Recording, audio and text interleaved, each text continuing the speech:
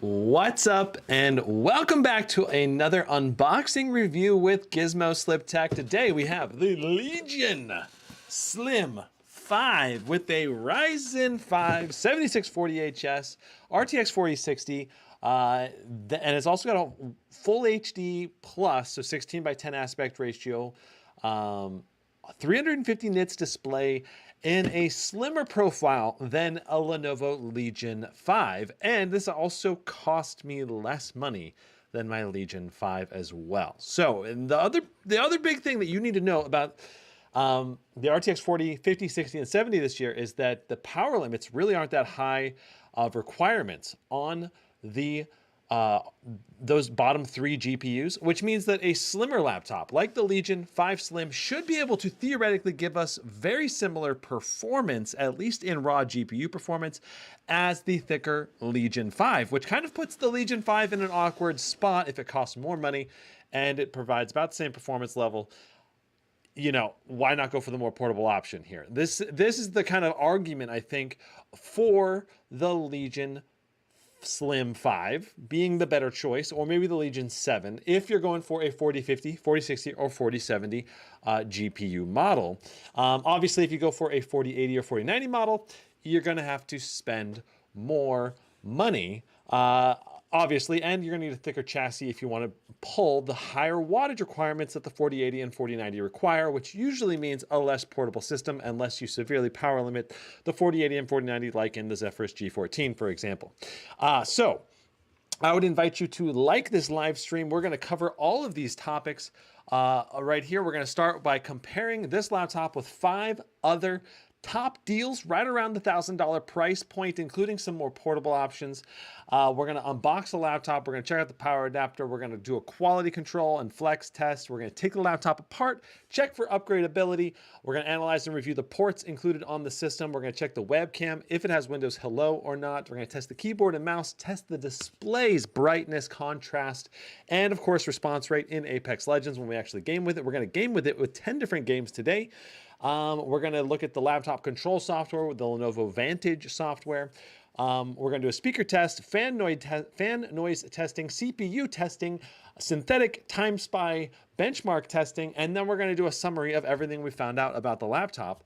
And I'm also going to, in addition to this, I'm going to try to compare the Slim 5 versus some of the competition, including the Lenovo Legion Pro 7i, which is, you know, a bit beefier system, so you can see the difference in thickness, as well as the super slim Zephyrus G15, which I still have on hand. So, what's up, everybody? I see a bunch of people hopping into the live stream. This is going to be awesome. Can't wait. Let's go ahead and jump into our top deals and value comparison with the other laptops in the market segment. So this is all of the slim versions of the Lenovo laptops. You can see we've got quite a few different models here. And if you need a link to the description, or if you need a link to my laptop list, there's a link in the description. This has every laptop pretty much available that you can buy in 2023 that's worth considering if you're a gaming laptop enthusiast or you're looking for a high quality gaming laptop. We update this every day with the best sales,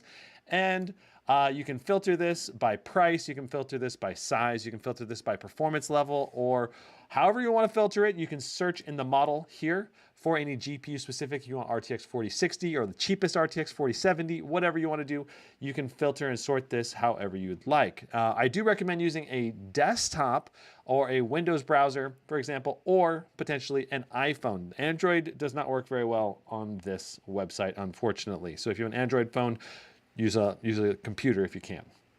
Okay, and there are links on here to buying each of these laptops. You can click on each of these listings and go through the listing if you'd like. And currently, the cheapest RTX 4050 is this MSI Bravo 15 for $749. Yes, RTX 4050s are now going for $749. That is an insane value for GPU performance, because you can basically play 1080p ultra settings for almost every single game out there, with a handful of maybe exceptions, and get well over 60 FPS at 1080p. So the biggest downside to this one, of course, only 8 gigs of RAM and a very low quality display. But I mean, if you want to get this for $749, you're probably not going to get a desktop cheaper that has all of this included: keyboard, mouse, and screen. That said, this Lenovo Lock 16, which I have a Lenovo Lock 16 right outside my door. It's already set up and everything. That'll be live streamed very soon as well. The Lenovo Lock 16 has a much better quality display. At least it's brighter. Not very, it's like the same color gamut, but it's a brighter display. It'll be easier to see. But it does cost quite a bit more. So $835 for the Lock 16. Anyway, let's go back to the slim models. So I'm gonna go ahead and filter this to just the slim models. And we can go over each of the different configurations you can get in the Slim 5, 5i, or 7i. And there are quite a few different options on here, okay? So to start with, the cheapest is the Lenovo Legion Slim 5 with the Ryzen 5, same CPU, but it's an RTX 4050, 16 gigs of RAM, and you get the same higher quality display. I believe that's included on this unit. I'm not sure if it's the exact same display, but I think it's the same display as far as I know. It's a full HD plus 144 hertz. I actually think it's more than 300 nits here. I was very impressed with the brightness level of this display on the Slim 5 during my initial setup and testing of it. It was very, very bright. Okay, so then there's the Slim 5i. Of course, the I after the number indicates that it's an Intel CPU. If there's no I after it, it means it's a Ryzen CPU. And so you can see there's a bunch of Intel and AMD variants of the Slim 5 and 7. And honestly, if it was my money right now, I think probably the best option is probably this one, the Slim 5 with the Ryzen 7 7840HS with a 4060 with a QHD plus display. And this one's $1149 right now, so you get an upgraded display and an upgraded CPU for $150 more than I paid for my Slim 5. Unfortunately, right now, I believe this is currently sold out. So that's kind of the downside right now, but this is currently the best pricing. You can see the thinner profile of the Slim 5. And like I said, we're going to compare this sizing versus the competition today.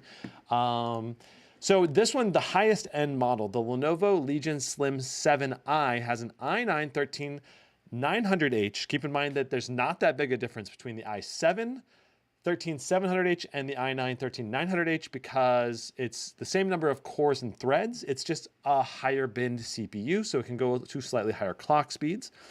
You got an RTX 4070 in here, 32 gigs of DDR5, 1 terabyte SSD, 165 hertz, 3.2K, 430 nits, 100% DCI-P3 color gamut display. So the display is the special sauce on this Legion Slim 7i that sets it apart.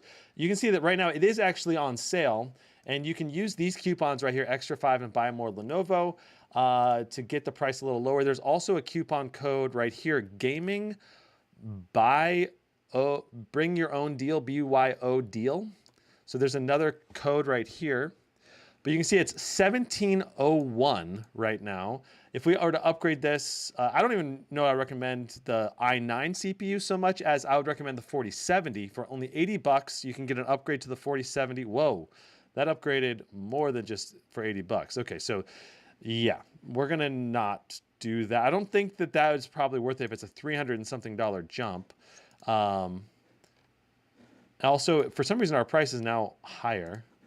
Like Lenovo's pricing is weird. You got to make sure that when you check out, you're getting the best deals possible, right? So the highest end version here, you can upgrade the screen to the higher end 3.2K screen for only $15. And I feel like that is super worth it because you get 100% DCI-P3, 165 hertz, 430 nits. That's very nice display, at least in specs. So yeah, I don't know. I don't think that the 4070 version is worth it. Probably at 2,000. No, I don't think so. That's not what I would probably recommend. But the 4060, honestly, even both of these are not particularly great bang for the buck. So you're gonna have to decide what you want. $220. Yeah, in general, the Slim 7i being the more premium device is definitely not your bang for the buck type of slim, but it's certainly a better bang for the buck, providing more competitive features, say, versus like the Razer Blade 15 or 16. If you're looking at like a Blade 16 with a 4070, this with a 4070 is going to be a competitive display with the Blade 16 in a lot of ways, and the price tag will be much, much less. Much, much lower, I guess, is what I would say. So let's just see what the price is after we see if we can add any coupons here. I'm curious what the pricing is. We do check these prices regularly. We got to remove the Slim 5 here. And so we're going to try the coupon codes here, extra 5, and see if that works. Got to make sure you remove the space, no spaces if you want it to be applied. Okay, so we got the price down to $19.48, and then buy more Lenovo. Let's see if that one's going to work. That one did not do anything. There must be the gaming BYO deal but extra 5 still got us another $50 off the price, down to $19.48 for this really high-end screen with a 4070. So that's quite nice. Compared to other premium options out there. But this Slim 5 that we're looking at today, this guy is not a necessarily highest premium option. We're actually looking at more of a budgety option in the Slim 5. Let me see if I can pull up the window here for this model in particular. Okay, so here it is, $13.49 ordinary pricing. I bought this from Best Buy for $9.99 when it was on sale a couple weeks ago. And man, at $9.99, this thing is a really good deal, I think. But at $13.49, not so much, right? It's an okay-ish deal. Like, it's not horrible value for your money. You're getting a 4060 at a reasonable price with a higher quality display and a slimmer form factor.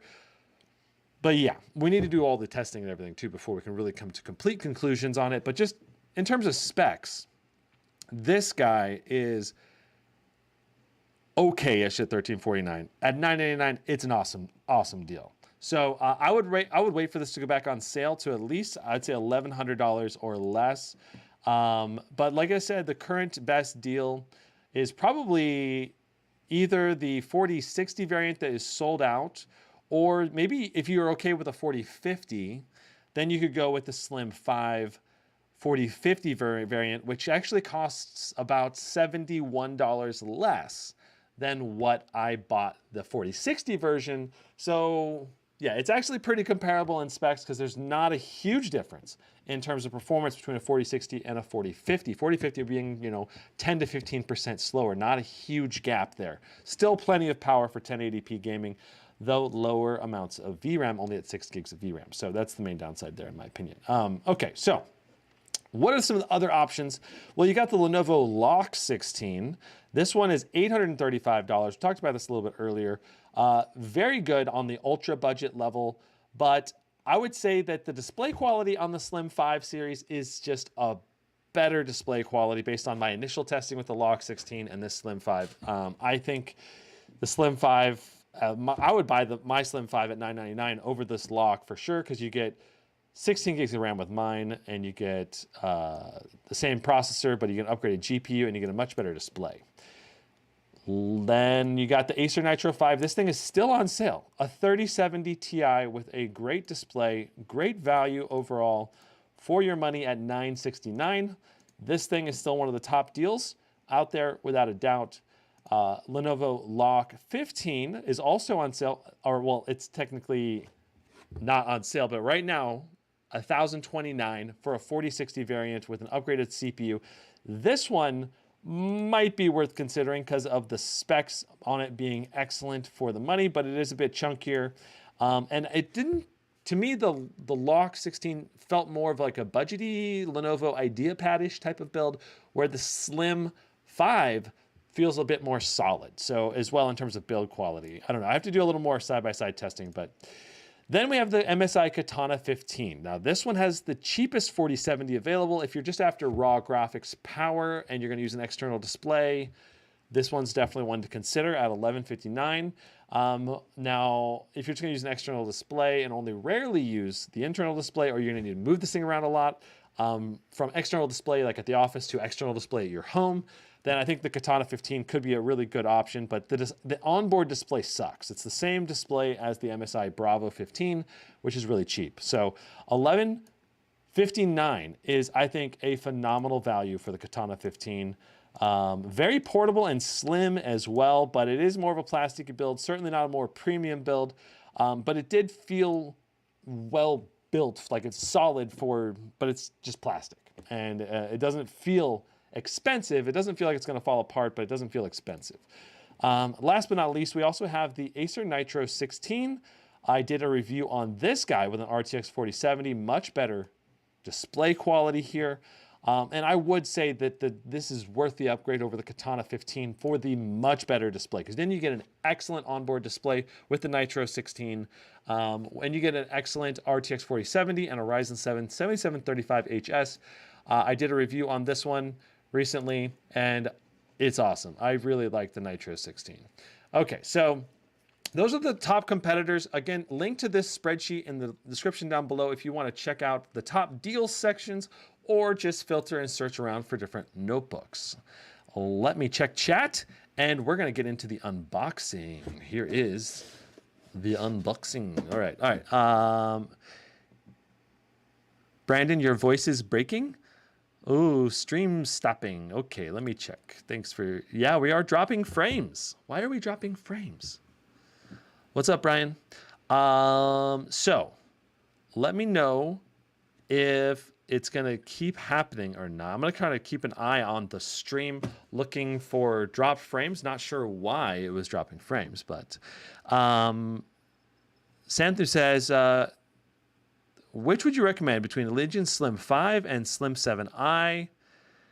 Well, comparing build quality and thermals, I have not done I have not tested the Slim 7i in person, so I can't tell you all the differences and nitty gritties between the Slim 7i and the Slim 5. But I can tell you that the price on the Slim 5 is quite a bit lower.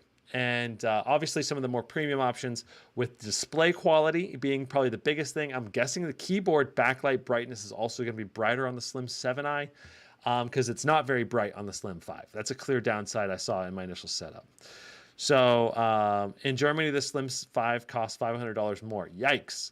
Yeah, that's pretty expensive. So Santhu, I would say if you're deciding between the Slim 5 and the Slim 7i, you got to decide, do you want to have those extra premium features and you have the extra money for it, or you're okay with saving some money and dropping some of those premium features off, getting a lower quality display and some of those other trade-offs with the Slim 5 versus the Slim 7. So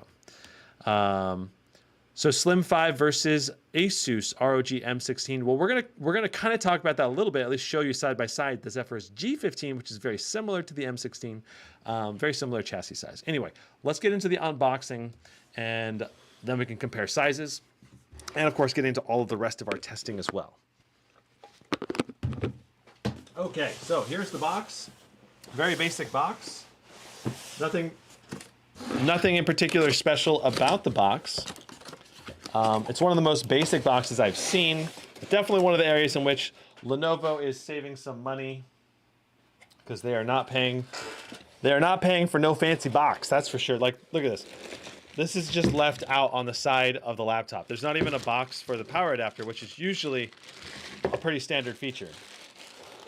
All right. So, and obviously, I think the cables were organized a little bit better than this, but I just kind of shoved them in here like this. Okay, so first power cable, about 6 feet long. It's just a little bit shorter than 6 feet probably. Power adapter cable, also just a little bit shorter than 6 feet. Excellent. So we got excellent length on our cable. And I also want to point out that this is not sure if you'll be able to see it, 230 watt power brick. There's the back of it if you want to check it out. Try to get a matching power adapter for the laptop if you want when you're ordering it. Yeah, so good length and a good amount of power for a laptop with a 4060. I don't think you really need more than 230 watts for the full performance of the laptop. All right, so let's go ahead and take a look at the laptop itself. This is how it was packaged when I got it. All right, so you had these 2 foam containers. Just gonna jam these back in here. All right, and the laptop itself is wrapped in plastic.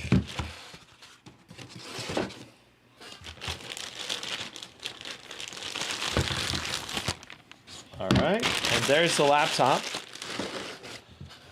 And it feels very solid in the hand. Like it feels, even though this is only $1,000 laptop, it feels very similar to like the Legion 5 or the Pro 7i. Like in terms of like rigidity, like it feels really solid. All right, so opening this up, we've got get more from your PC services, 15% discount if you upgrade your warranty. And there's the little keyboard display separator. We got our standard Lenovo keyboard that's on the same keyboard that's on the Legion 5 and Pro 7i as well in terms of like layout and feel. All right, so that's everything from the box, except for there's a couple pamphlets here we can take a quick look at. So let's go ahead and zoom in on this. So we got the Legion. Looks like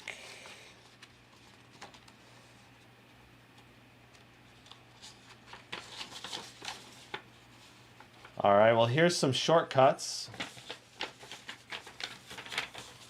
you probably want to know. FN plus Q can change your fan profile. FN plus R can switch your refresh rate to be a little bit, it goes from 60 hertz up to 165 or 240 hertz, whatever this laptop display is. We have 144 hertz actually on this machine. And FN plus spacebar changes your keyboard backlight brightness. All right. Let's see if there's anything else in here. I don't think there is. Shabam. Just safety information notices, I guess. All right.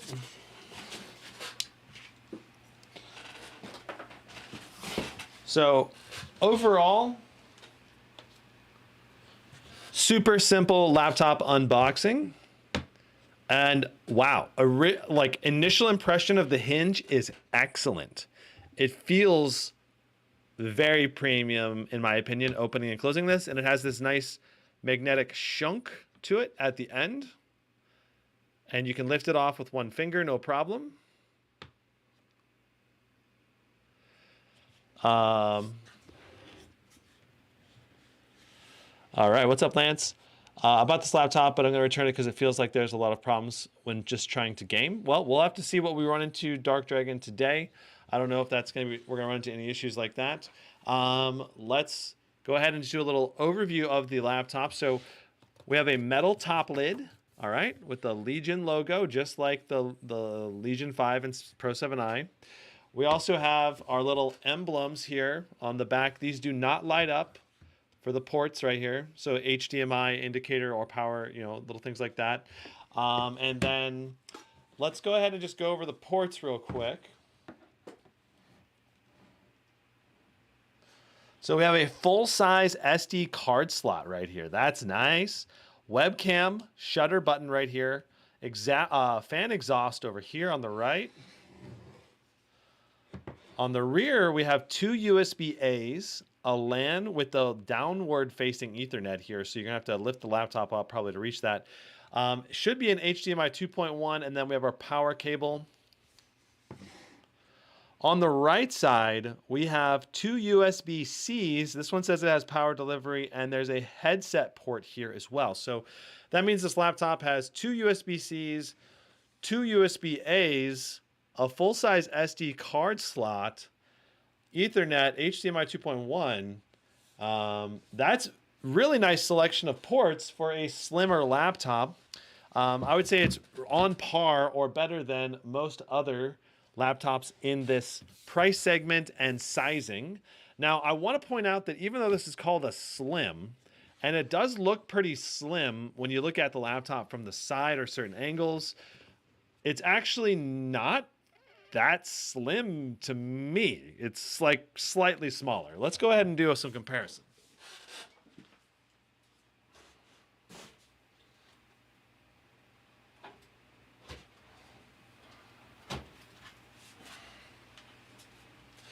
Okay, let's start with the Legion Pro 7i. All right, so it is exactly the same width, pretty much. Maybe just a little bit thicker, but not by much. Like, it is very similar in terms of width, maybe like a 1/4 inch smaller right here. You see the little edge right here? And then let's go ahead and do like a little side by side. All right. You can see there's not much of a difference there, right? Look at the thickness level. The Legion Pro 7i, you know, a little bit over 1 inch thick, and the Slim looks to me like it's about 1 inch thick as well. Like maybe 1/10 of an inch thinner than the Pro 7i. So really not a, I don't know. I don't know why they labeled this a slim. I don't like, let me show you the Zephyrus G16 next to this thing. Sorry, this is the Zephyrus G15, not the G16.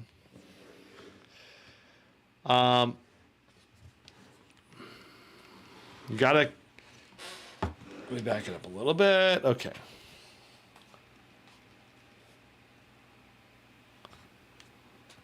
So the Zephyrus G15 is clearly much thinner to me than the Slim 5. So, I mean, if you're after a laptop that is thinner and is clearly lighter, and is also a little bit actually smaller, like look at the size profiling. I mean, obviously a G4, if you're after something super portable, go with the Zephyrus G14, because that's even much smaller than the G15. But the G15 is clearly a thinner device than the Slim 5. That's the main point I'm trying to point out here. So, not like a huge difference, but I mean, if you're after a slim device, don't think that the Slim is actually super slim. All right? Okay, so very nice.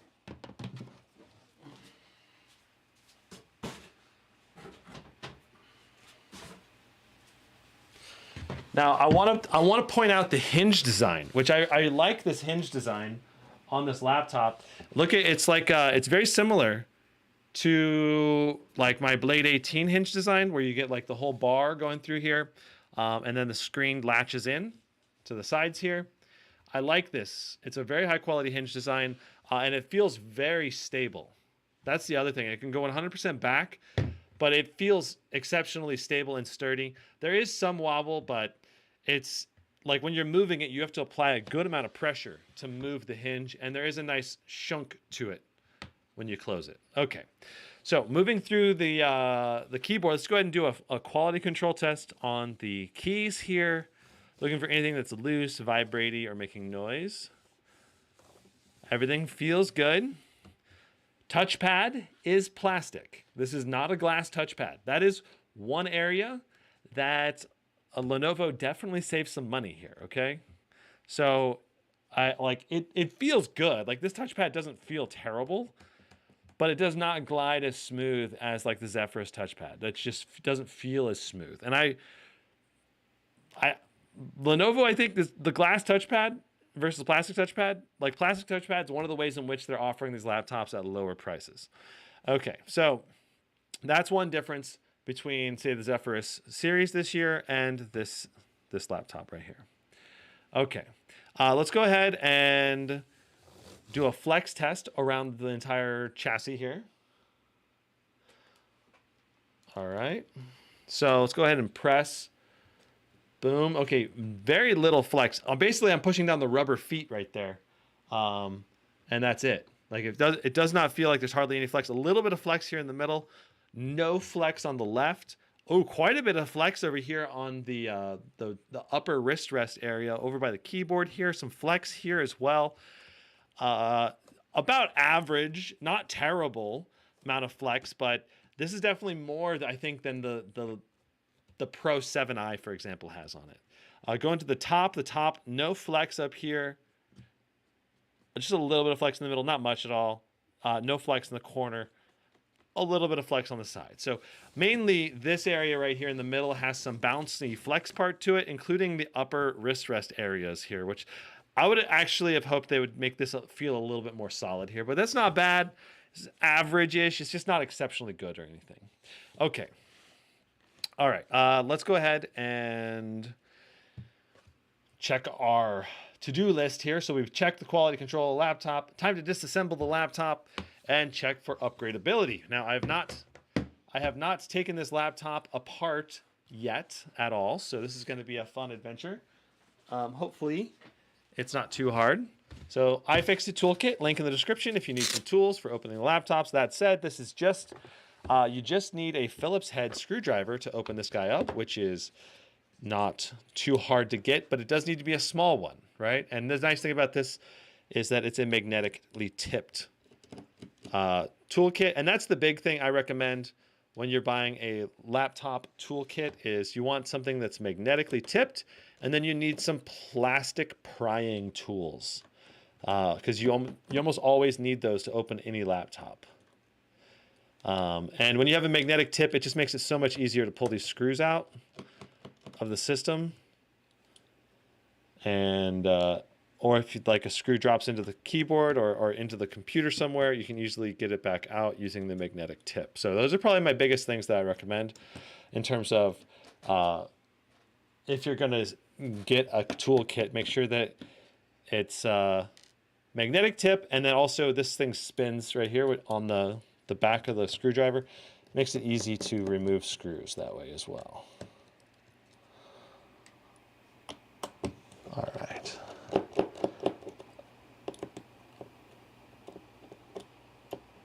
Checking chat. Kevin says, these reviews you do are arguably the best out there on every laptop. Much love all the way from Tanzania. Well, thanks, Kevin. I really appreciate the nice compliment.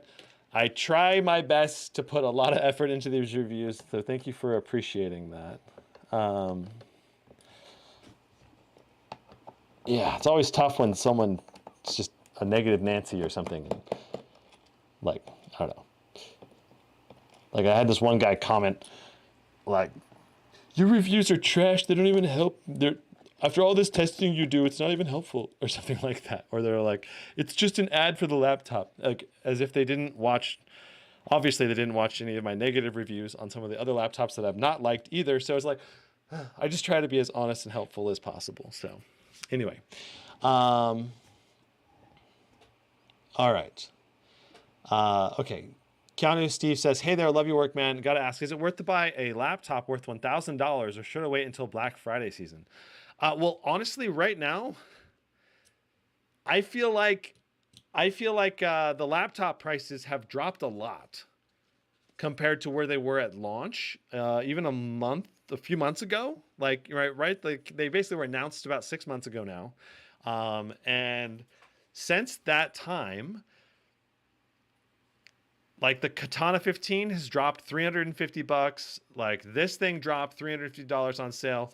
The big thing, I think, as long as you get a laptop that's on sale right now, or at least is priced very competitively for its default price, that's the key, I think. So, and you want to get good specs for the money. Like if you're gonna, you either want really good GPU value for your money, or you really want a good all-arounder system.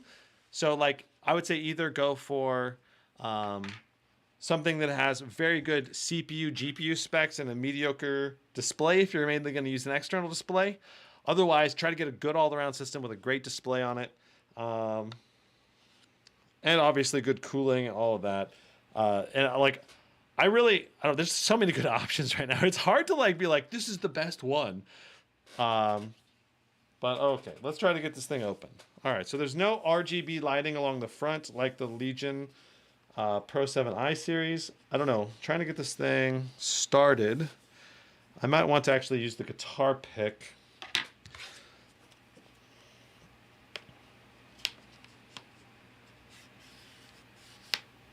There we go. We're in. Now we're going to pry.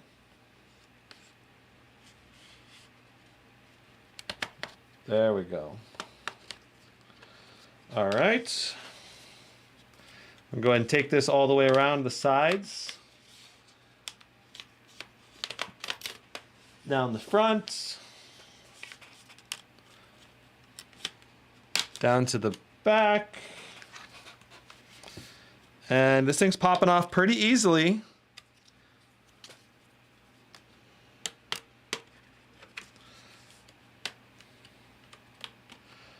But if you didn't have the right tools, this thing would be kind of a pain to get into. So you got to make sure you have the right tools. Also, Into the AM sells some awesome t-shirts. Link in the description for 10% off. If you're interested in picking up some t-shirts, that does help support me as a content creator. So thank you very much if you do use that link. High quality t-shirts.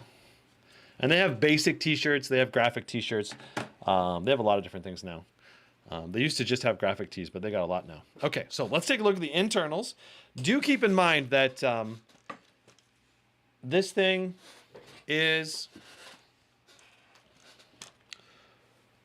I don't know, like it to me, even though this thing was set up originally to me be like a Zephyrus G16 competitor, like they kind of made this thing kind of chunky. I don't know, like look at how big and beefy this heat pipe system is. Like this feels a bit beefier, a bit chunkier of a cooling system than the Zephyrus series. I don't know. Maybe it won't be. Well, it should be plenty. The Zephyrus series had good cooling. So if the Zephyrus series had good cooling and this seems a little bit beefier, then this should be excellent too. So look at the giant fans. These are very large fans with thick fins. We got a left and a right. We got 3 big shared heat pipes. One goes around all the way to the middle for this fan exhaust on the left. And then we got 2 small ones that go out the back, 2 heat exhausts. And then we got a dedicated heat pipe over here on the right for the GPU. And of course the metal plates here on the VRMs. And we got another heat pipe here, looks like, or at least a metal tube that transmits the heat over here to the back. So I would say the cooling on this system should be quite good overall. As long as the paste job is good, we should have excellent cooling on this system. That said, it is a Ryzen CPU, and Ryzen CPUs so far this year have been spicy. So we'll have to see if they're actually controlling the temps with this cooling system. We got a 78 watt-hour battery in this guy, so not the maximum watt-hour battery, but this is a Ryzen 6-core, I believe, 12-thread CPU. So in theory, we should be able to get pretty dang good battery life with this guy. That's for sure, especially since it's a Zen 4 CPU. Now we got our speakers here on the left and right side. Those are smaller all-around speaker sizes. So I'm not expecting too much from the speakers on this, but maybe there's hidden speakers that I can't see right now. We'll have to find out. Now, looking at the upgradability, we have looks like 2 SODIMM slots here, and we got M.2 slot that's wide open right here, and one that's populated with a 512 gig SSD out of the box. Let's go ahead and take a closer look at the RAM and the SSD branding, as well as the Wi-Fi module.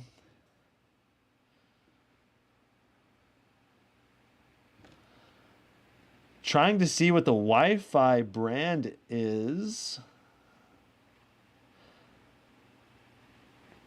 There is no Wi-Fi brand on that Wi-Fi right now, so I'm not sure. We'd have to check maybe an HW info to see what the Wi-Fi is. All right, and there's our SSD, our second M.2 that's populated. Let me just go ahead and flip it around real quick.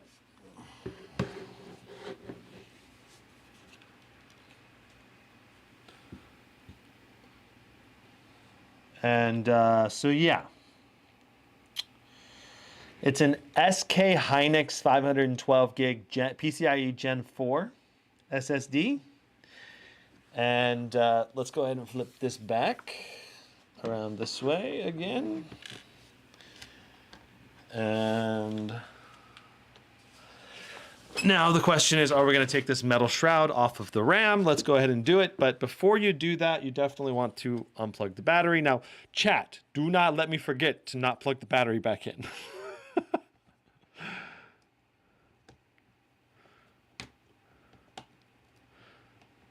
So I'm just using a plastic tool here to gently pull the tabs on the edges of the battery to get the battery to come out.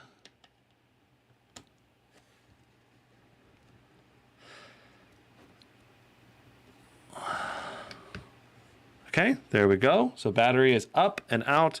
Probably the main reason I like to take the battery off, obviously you can short the motherboard, but with a metal shroud like this, I have had some bad experiences actually pulling the metal shrouds off and putting them back on. On one of the unboxing reviews, I actually had a puff of smoke happen once because the metal edge here touched down on the motherboard while the battery was plugged in, and it caused some kind of little short. The laptop worked fine afterwards, but yeah, I don't know if we're going to easily get this up. There's clearly some latches here on the sides.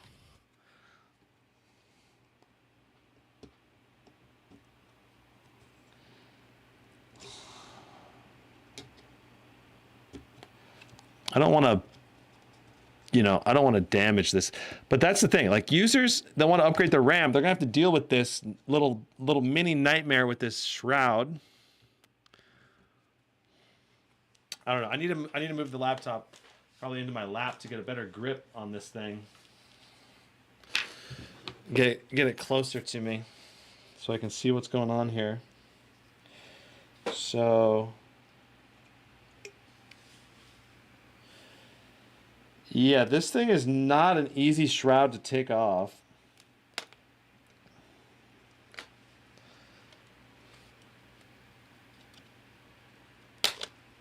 Yikes.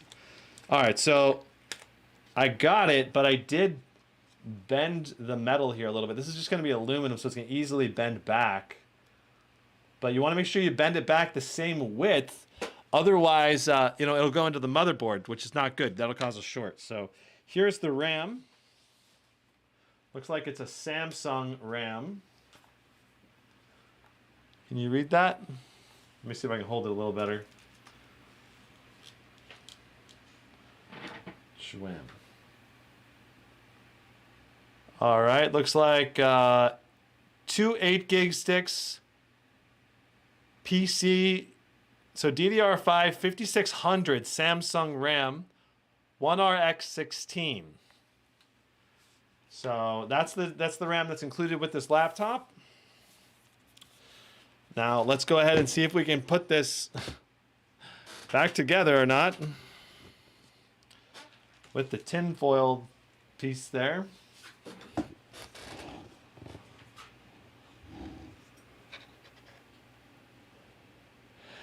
Eric says, I disagree. Ryzen 7000 Gen 4 series run cool from my experience. Well, I've reviewed several of the laptops so far, and every single one has gotten spicy. Now, notice that one of my memory little heatsink thing here, the tape here, that one of them came off and the other one stayed on the RAM. So we just got to make sure we put this on in correctly.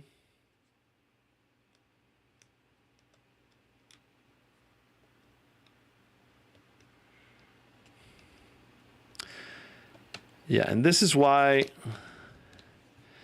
you do this with the battery disconnected.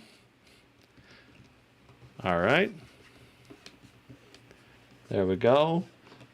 Should latch in there and feel secure once again. Like it should not easily pop out again. Okay. Now we got to reconnect the battery.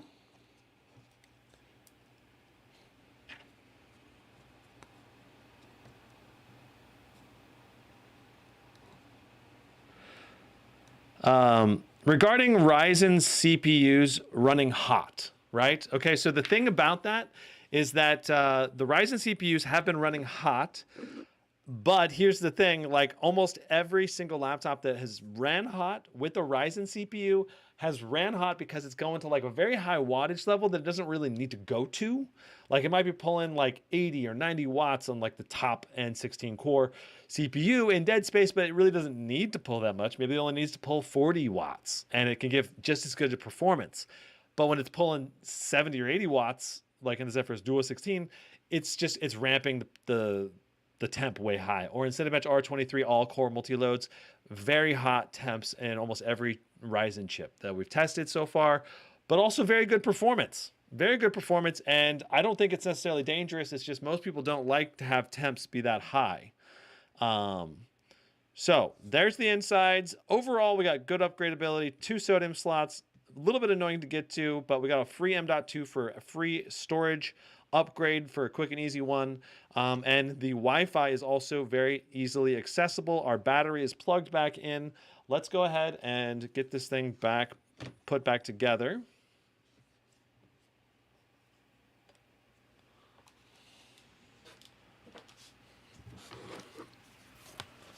Yeah, so if you end up buying a Ryzen chip that's running spicy, you either have a bad paste job or you should just lower the power limits. You know, that's basically my experience. As long as you have the right power limits set, you're going to get like 95 to 98, 99% of the performance as if you had let the power limits run to the max. But yeah, once you set the lower power limits, the Ryzen chips then can run cool and have good overall performance. Plus, then the GPU also runs cooler because almost all the laptops this year feature some kind of shared cooling solution. So when you cool the CPU quite a bit, what you end up with is a much cooler GPU at the same time. So that's kind of like crucial if you want to have excellent GPU and CPU temps, managing those CPU power limits to within reason. You know, and this laptop has all 3 of the heat sinks for the CPU in a shared configuration, which is going to be great for trying to maximize your CPU performance. But it's going to also, you know, like I said, CPU temps, if they're hot, they're going to influence GPU cooling potential. That said, I think we have an overkill cooling system in this unit. I don't think we're going to have any problems with cooling because you're talking about only a Ryzen 5 CPU and then an RTX 4060, which, you know, typically peaks its wattage when under a dual load around 100 watts. So if both the CPU and GPU are under a heavy load, you know, we're probably only looking at like 100 and let's just call it 170 watts max probably. And this cooling system certainly seems like it's certainly capable of doing 170 watts and keeping everything really cool, assuming all of the paste job is really good, right? So okay, so we're good. We're plugged back in. All right. There we go.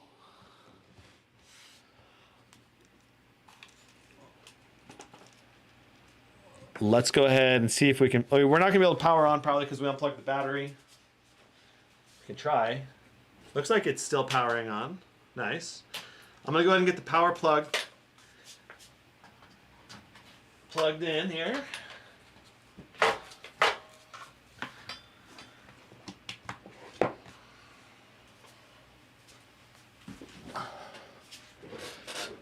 There's the laptop right there.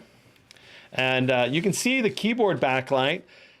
It is noticeable, but not nearly as noticeable as the Legion Pro 7i backlight. All right, like it is not nearly as vibrant or bright. It feels like the Legion Pro 7i's on like only 40% brightness or like one brightness level up is what this max brightness looks like. Okay, so let me change the camera real quick and get logged in. All right, so here's the system. Good, we'll let the system boot up and load all the applications while I put this away.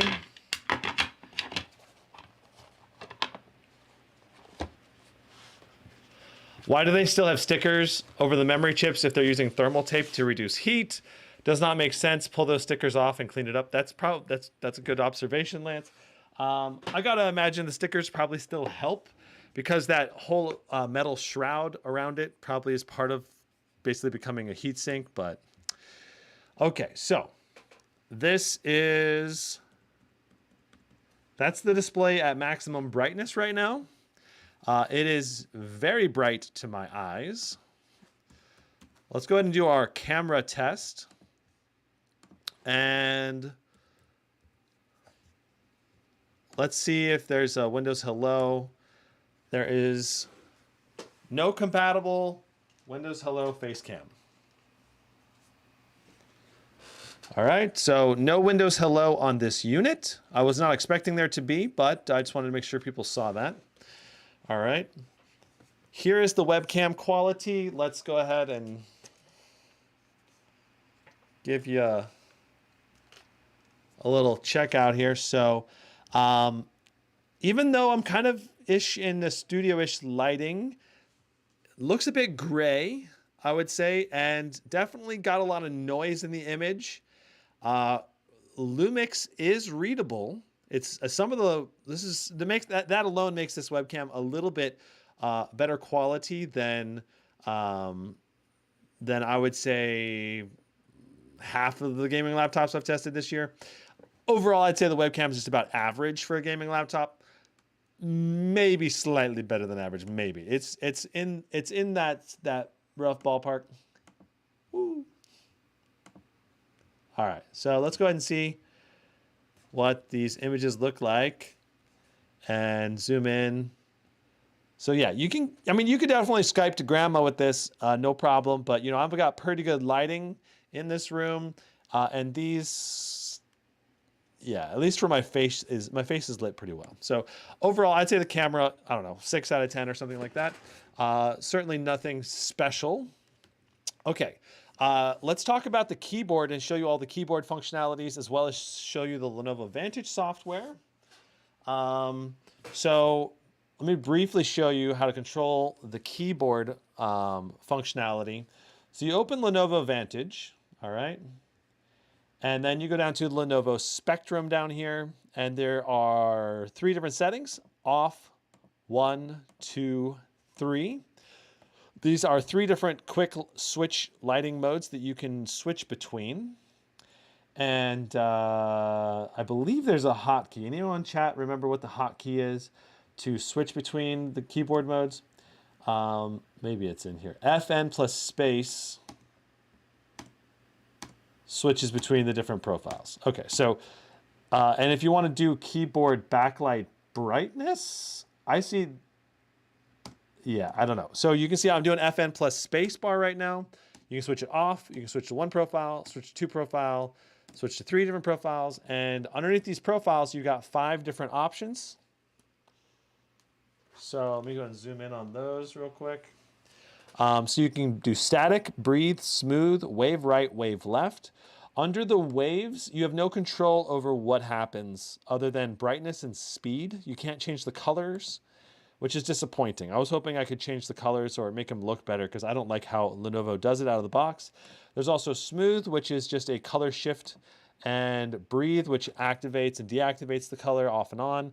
And then of course there's static, which you can set it to be just one specific color, or you can change each of the 4 different zones to also be a specific color by clicking it and then clicking the color you would like, which this is honestly probably the way I would do my laptop. Like this one, because the wave sucks.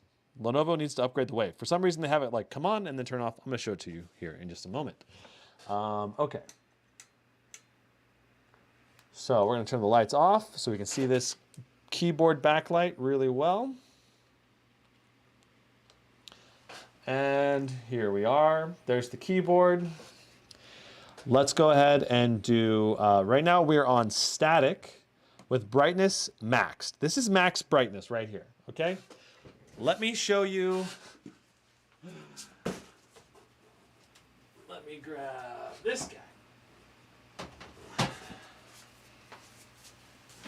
All right. That is the brightness of the Legion Pro 7i. Look at how much brighter and more vibrant these key lightings are. Plus you got the RGB in the front of the Pro 7i. It's quite a huge difference in terms of brightness level. Yeah,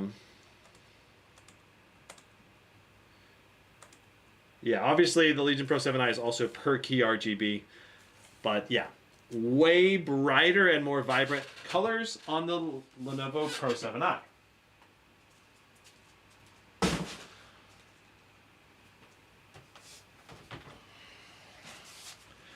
All right. Okay, so let's go ahead and go through all the different. Let's go ahead and go through all the different modes here. So breathing,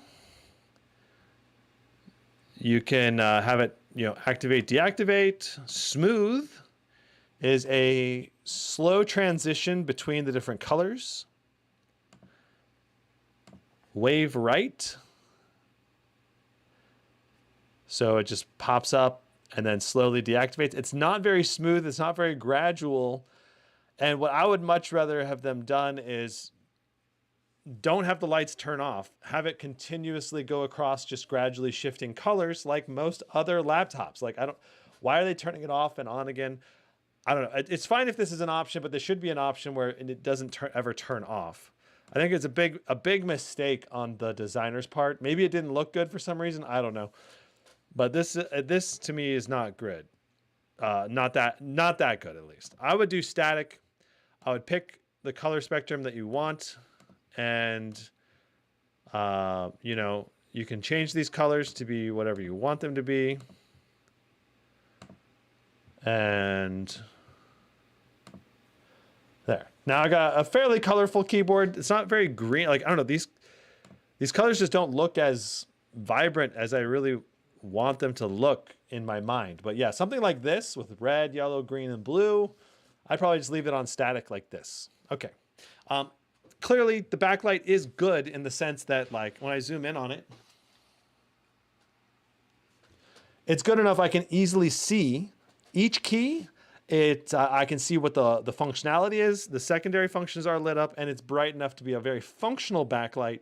It's just not very glamorous, and it does not compete very well with the very brighter end, the higher brightness level keyboards, which I think the Slim 7i is going to have a backlight that's more similar to the Legion Pro 7i. All right. Okay, so while we're here, might as well just go ahead and go over all the different key functionalities. We have FN lock, which I'm assuming that makes it so that you can do this.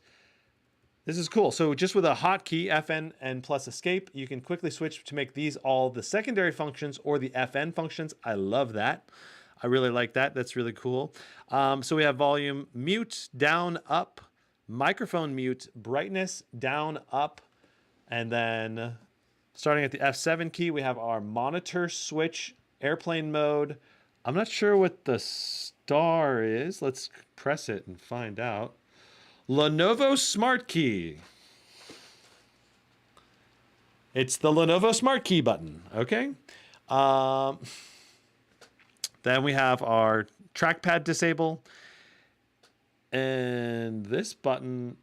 Okay, so this is the multi-switch window button. I don't know why this is on here. Calculator. So that multi-switch button is like your Windows switch. So if you have a bunch of applications open, you can press F11 and it lets you switch between them. I don't know. I don't think anyone's going to be pressing that.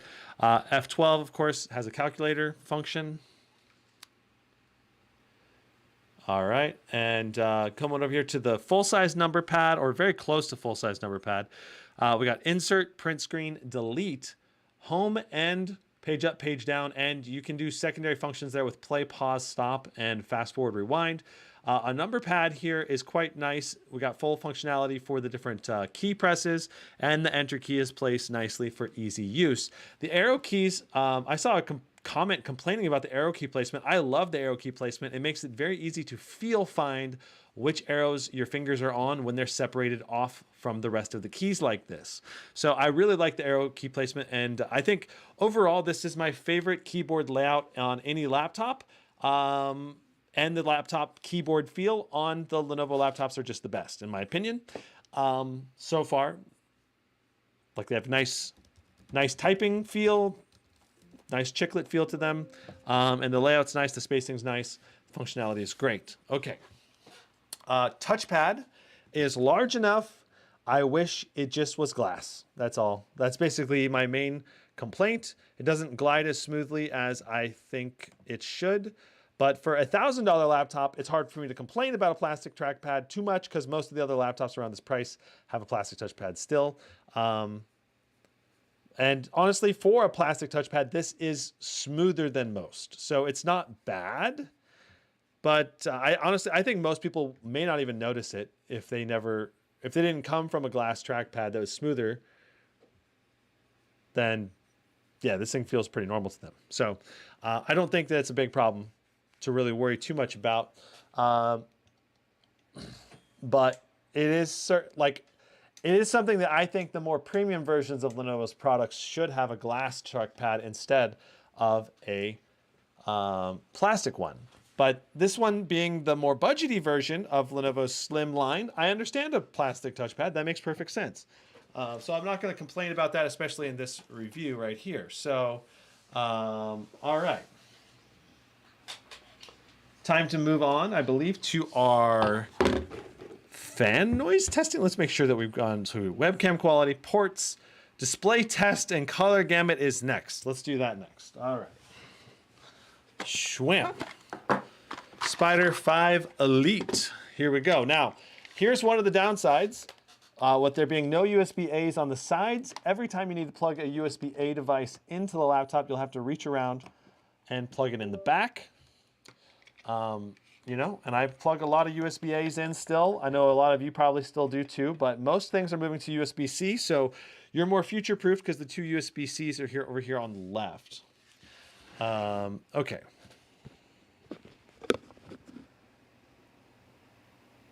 Does this have upgradable RAM up to how much, did he say?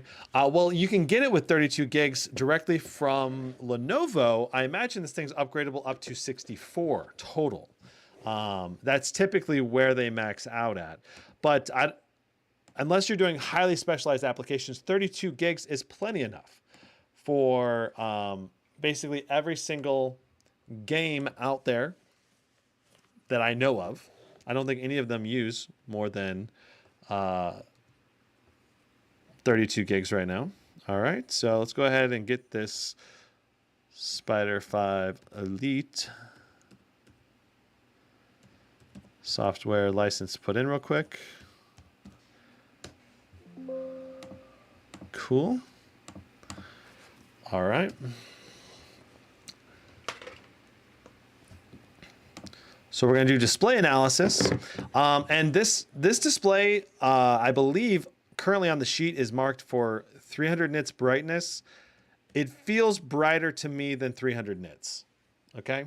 I don't know for sure that it is, but it certainly feels brighter than 300 nits to my eyes. I'm guessing 300 nits.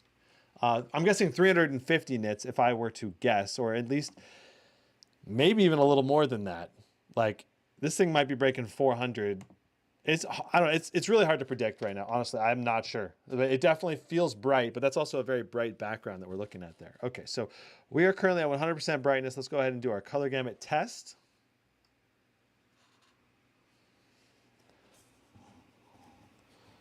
Oh, stream is lagging again. Why is the stream lagging again? Let me check to make sure nothing is downloading. I'm going to exit any of my gaming applications on my Ryzen. Okay, I don't have Steam open. I'm not dropping frames right now, but it did drop some more frames. I don't know what's going on with my internet there. Okay, so let's go ahead and start our brightness and contrast test. Ooh. Interesting. Screen brightness is not changing right now.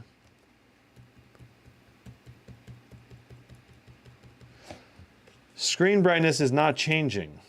I wonder if that's going to affect our other test.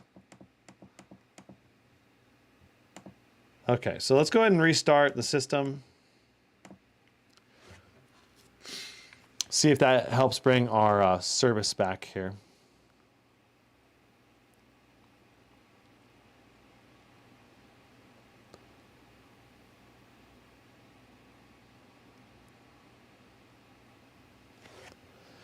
Ryan says, I do not know if you take benchmark requests. If you do, then I'd like to see the 4070 versus 4060 and Forza Horizon 5.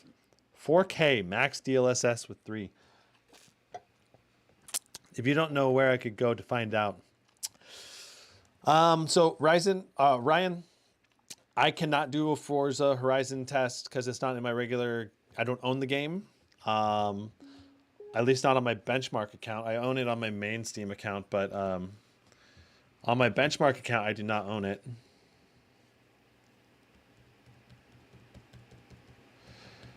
Yeah, display brightness is not working. Look at that. It was working earlier today. I do know for sure that it was working earlier today. Let's see if there's a Lenovo Vantage software update available. I don't think there is. I did a BIOS update yesterday.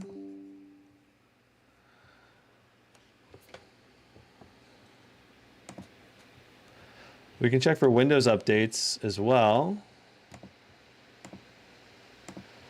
Man, this is the second laptop. The Strix G16 also had a brightness issue not working. If anyone knows what's going on with the brightness, yeah, I think right now we're only at 90% brightness.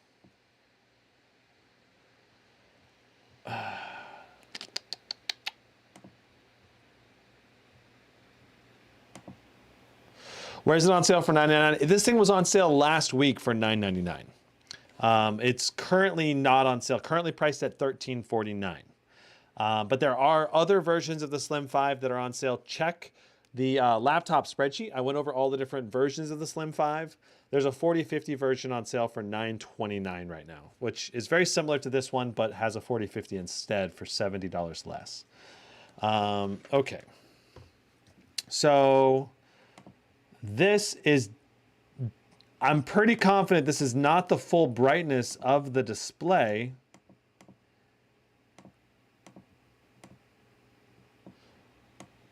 Do you perhaps know of anyone that might do or know something like about this? The Forza for, I'm not sure. I would Google Forza Horizon benchmarks with gaming laptops 2023 is probably what I would Google if I was trying to find that. So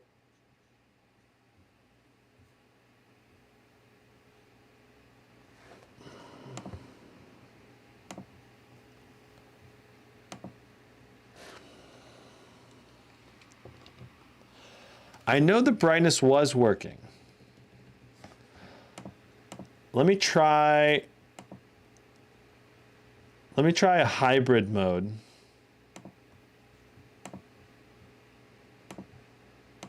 Maybe it's struggling when I switch to dedicated GPU only mode. Maybe, because I know the brightness was going up and down before, but I did switch into dedicated GPU only mode yesterday at some point. So we'll try this and see if we can get this to work. Otherwise, we'll have to test it at whatever brightness Lenovo has it set to. And just know that I believe it's not at 100% brightness. It's only at, I think, 90, like 80% brightness or something like that. Not quite full.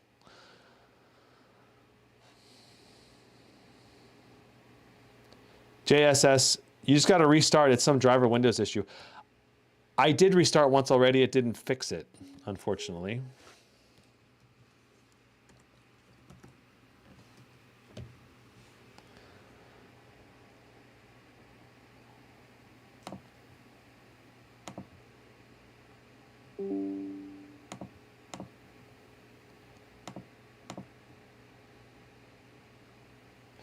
So you can see out of the box here, Windows thinks the laptop display is at, I don't know, was that 80% volume? Maybe 80 or 90%? Or not volume, but like max brightness. If I change this, it's working. Yes. Okay. All right, we got max brightness working correctly now. Awesome. All right. I'm like, no. I really want to be able to test the brightness of this display because I think that's one of the key reasons to pick this over some of the other laptops around $1,000. So let's see what we get in our display test now that we can go to maximum brightness.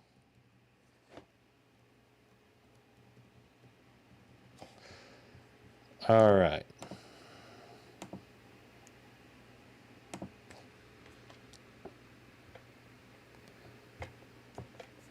Make sure this is sitting flush. Very good. And we are at 100% brightness.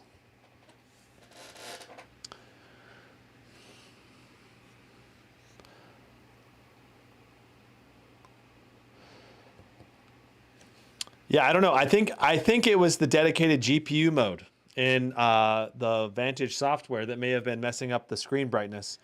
Because I mean, if you think about it, maybe there's something wrong with the driver when you're going through the dedicated GPU only mode. Something about how the software is controlling it may be messed up when it switches to that mode. I don't know.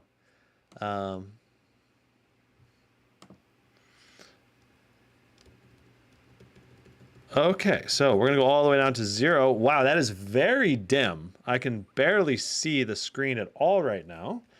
So if you need to use this in a completely dark environment, then that's a good thing, so you don't blind your own eyes. All right, up to 25% or 30%.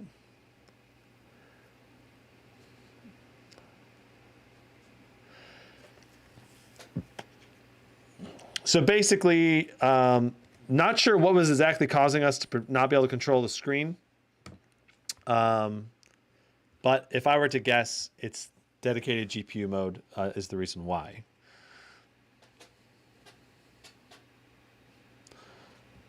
Not a big deal when we're benchmarking.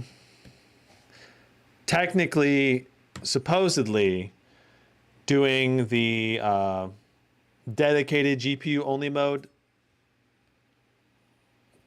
should provide the best thermals because it turns off the integrated GPU. So slightly less power draw on that CPU, but only by maybe like a couple watts or something. And yeah. But in theory, it shouldn't improve the GPU performance at all. Just maybe the CPU temps by a little bit. All right, so let's take a look at our color gamut. Keep in mind, right, that the color gamut checker, the Spider 5, underestimates by about 7-8-ish%. I call it, let's just do 7% in terms of color gamut. This thing is not a very colorful display. Look at that. It's only 69% of sRGB, 46% of Adobe RGB, and 46% of the P3 color gamut. So fairly low all around for the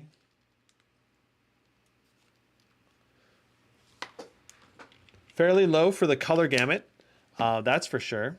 Let's go ahead and go to our brightness. 325 nits rated. Interesting. Honestly, it seemed brighter to me, but like I said, maybe that's just because of the background being so bright. But we are clearly above 300 nits, which is, I think, the baseline for using the laptop in brighter environments. So 325 nits is pretty good. 960 to 1 for our contrast ratio is also decent, about average for most of the gaming laptops this year. I prefer 1200 to 1 if possible, but it's not a huge deal. definitely can get some darker blacks on a higher contrast screen. Obviously, this is not mini LED. There's obviously OLED options. There's obviously brighter display options. Even at around the $1,000 mark, the Neo 16, which has a 400 nits display with a 4050, just went on sale for $899. So that one's currently, I guess, one of the higher quality displays out there for the money.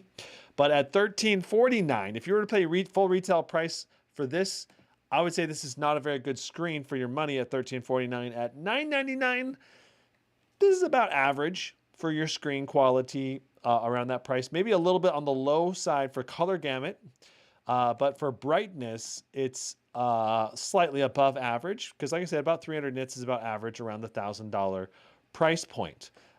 So overall, you're going to be able to use this screen pretty dang well in brighter environments. Obviously, it'd be very bright in a darker room. And for color gamut, I think enjoying your content, if you're a casual gamer, this is not awful color gamut wise, but it's certainly not great. And I think you're going to, if you were to compare this side by side with a more colorful display, you would get a wider range of colors and everything would just look a little more saturated and colorful if you got a higher quality display. So this is definitely a weak point of the laptop so far, this lower color gamut on the display. I don't think it's going to be a deal breaker for everyone, but this is definitely going to be a deal breaker for plenty of people out there who want a more colorful display option. All right. So you got the lowest spec screen version. Correct. This is the full HD plus 144 hertz.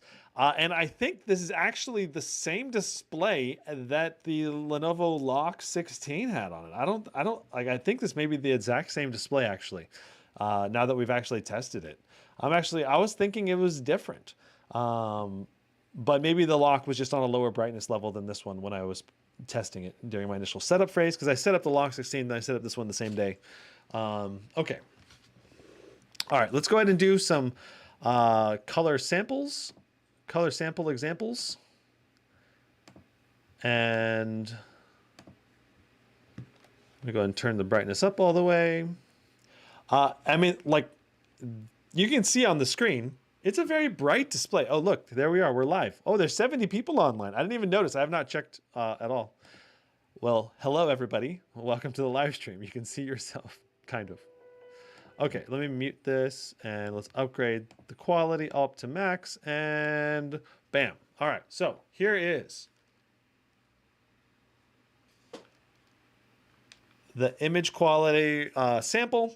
I think the stream kind of shows the color a little bit more saturated than what my eyes are showing it or seeing it as, because my camera kind of oversaturates as it captures the image.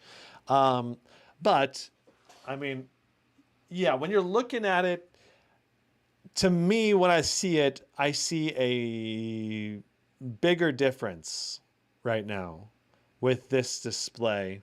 Like, I'm tempted to set my camera to not have the saturation be enabled so you guys get a more realistic idea of what the images look like. I'm not sure if I can fiddle with it right now to try to figure that out. But I've been tempted to set that for you guys for a while now. Let's see here. Where's the... So I used to use this camera all the time. Okay, so this is standard now. It was set to vivid quality colors before. This is standard lighting now. And this looks a lot more like what I'm seeing with my eyes now. When I look at this screen, I look over there, it's much more similar now. Though I still think the stream is showing it slightly more colorful than what I'm seeing with my eyes in this display in front of me. But it's closer now. It's less saturated. So that gives you a little bit better idea of the differences there. Vazuzikin says 4050 GPU Slim 5 models are even slimmer. Interesting.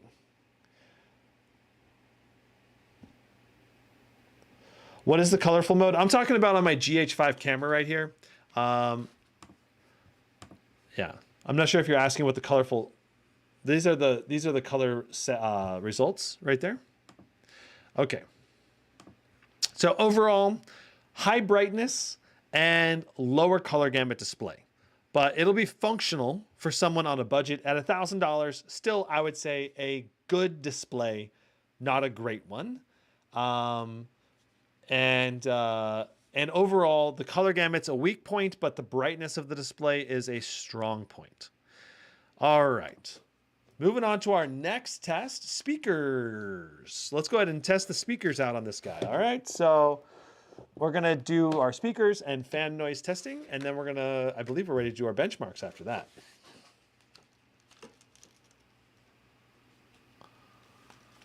All right, so we'll set this up right here.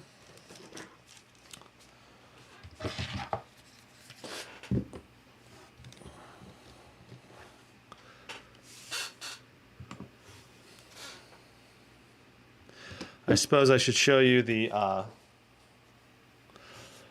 audio software. If there's any audio software included with this, there probably is some.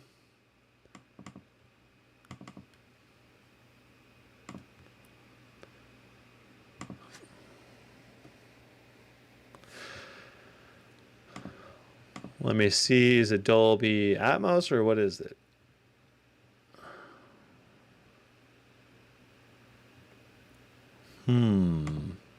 Let's open the Vantage software, see if there's in here. Nahimic. Okay, so it's a Nahimic audio control. And so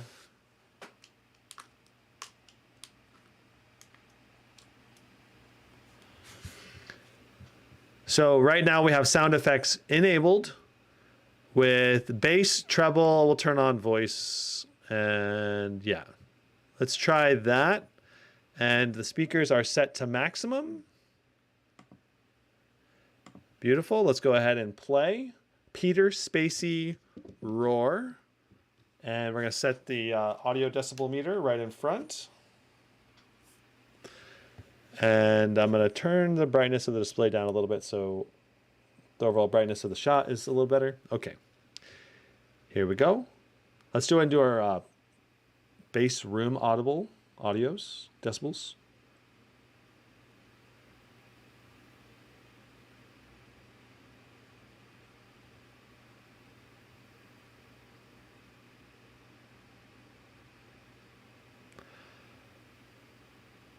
So right around 42 to 43 decibels. It's kind of, interestingly enough, not super steady. Usually it gets more steady.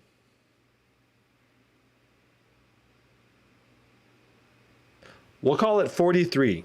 Okay. Here's Peter Spacey Roar.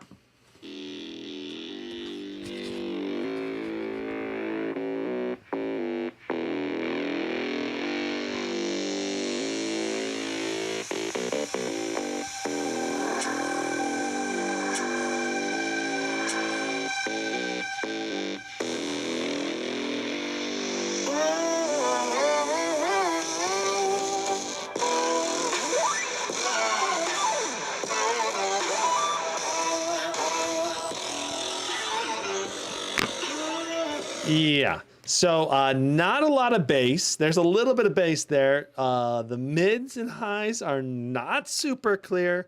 That was not a very impressive initial opening. Let's go to Faded Aeon Half-Life.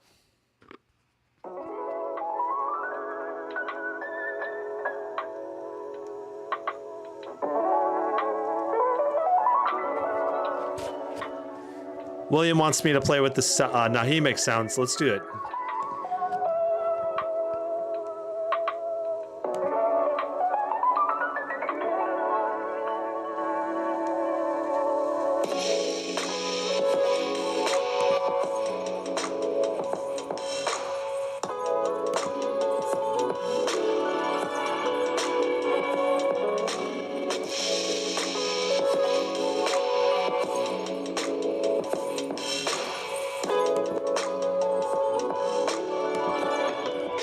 I would say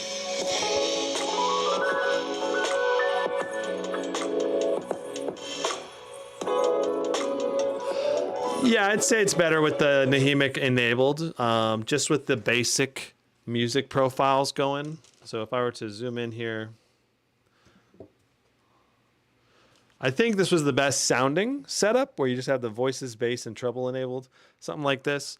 Surround and volume stabilizer didn't seem to do much for us, in my opinion, but that may vary from application or music that you're listening to or game, whatever you're listening to. Okay, so here we go. Let's go on to last song one more time. Deuce Williams, La La La, Love You Like. I love you like la la la la la la la la la. I love you like la la la la la la la la. I love you like la la la la la la la la. I love you like la la la la la la. Okay, so our overall volume did not get that loud. All right, we were only bouncing up to like 84 decibels or so, which is not particularly great in my opinion. The mids were pretty not super clear. The highs were not super clear. Like we saw those speakers when we opened the bottom of the laptop up. They were not amazing. They were nice, small, ordinary gaming laptop speakers. So yeah, I'd give them like a 6.5 out of 10. Like they're enough to where you can hear the audio in a quiet room. But if you're in a busy environment, you're probably not going to hardly hear the speakers at all because they're so weak.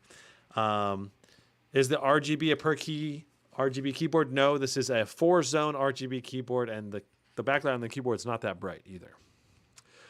Okay. Okay, so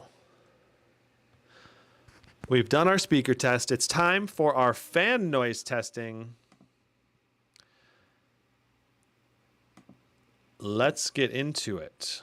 So we're going to get into, I got to plug in the SSD here.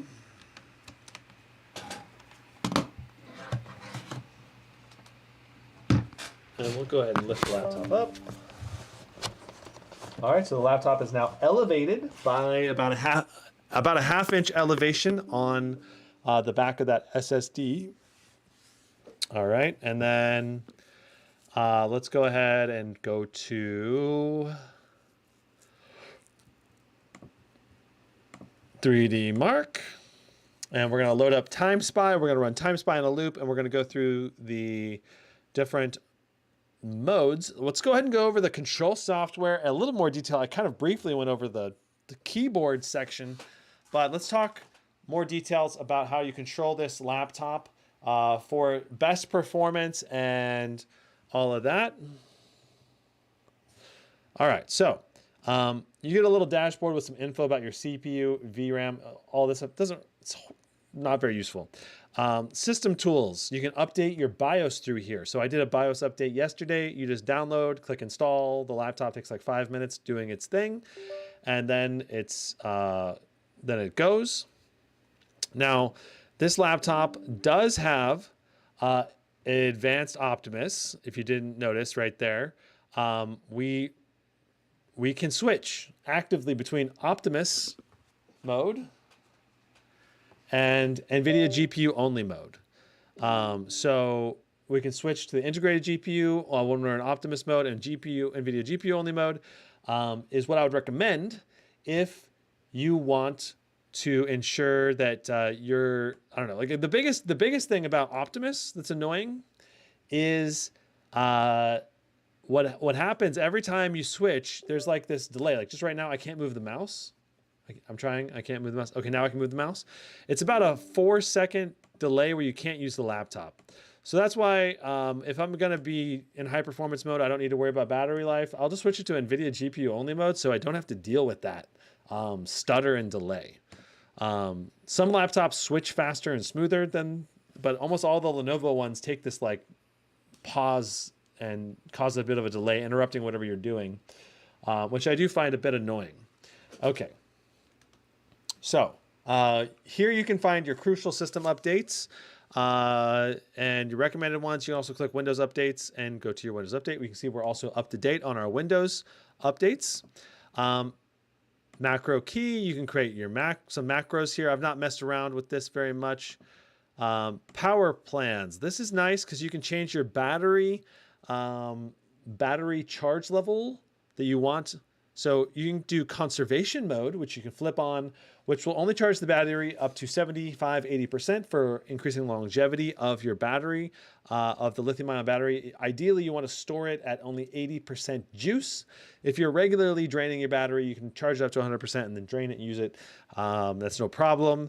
It'll only damage the battery a little bit doing that, but in theory, a lithium-ion battery that's maintained at 80% capacity for regular use should last a really long time, 5, 10 years even, theoretically. But typically, electronics, we always charge it to 100%. And when you charge it to 100%, keep it at 100%, it really kills your battery fast. Interesting. This says full charge capacity is 84.68 watt hours, but we measure the battery inside the laptop was measured at 78 watt hours on the external part of the battery. That's interesting. There's also rapid charge you can enable and disable. There's some audio microphone settings. You can enable, disable your microphone. You can enable privacy camera mode. Oh, you can adjust the brightness of the webcam.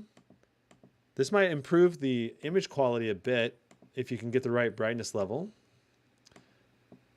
Whoa, a little bit too much contrast there. I don't know, something like that. And then input and accessories, you can set the FN lock button right here. Microsoft or microphone noise canceling, you can disable that. I have not messed with that, so I don't know how effective that is. Okay. So, and then of course, Nahimic here, you can adjust your audio settings. Under media, interesting. That just takes you to the display and camera settings. Okay. All right, so the primary ways you control the laptop is in this thermal mode button. You can go to balanced mode and use the enable Legion AI engine to automatically detect gameplay and tune CPU GPU performance. Only works when connected to AC power adapter plugged in. Temperature of your computer and fan noise might increase. I have not been very successful with this AI mode in the past, boosting performance. We can try it today in TimeSpy and see what happens. Performance mode itself is obviously the highest performance mode. Let's go ahead and get one of these. Let's go ahead and get a benchmark running so we can start having temperatures build up on the laptop so we can get and get our fan noise running. We're going to not include the demo. Okay, so we're going to loop TimeSpy graphics test 2 in our loop to give us a ideal basically a constant load on the GPU CPU so that we can see how much wattage the GPU and CPU pull, what the temperatures look like, and how loud the fans get. All right. I want to point out that there is a webcam light here. You can see the webcam is enabled for some reason. I guess the Vantage software was using it or something. I don't know. But right now in performance mode, balance mode, and quiet mode, those are just auto fans. And if you want full fan support, you have to go to custom mode. And in here, you can click full speed, or you can go to custom and set your own fan curve to whatever you want. And then under performance, if you want to, you can ramp all of this TDP up to max.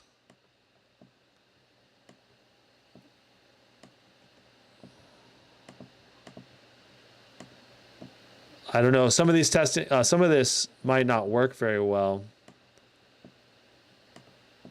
but because you might actually, I have not messed with custom fan mode yet.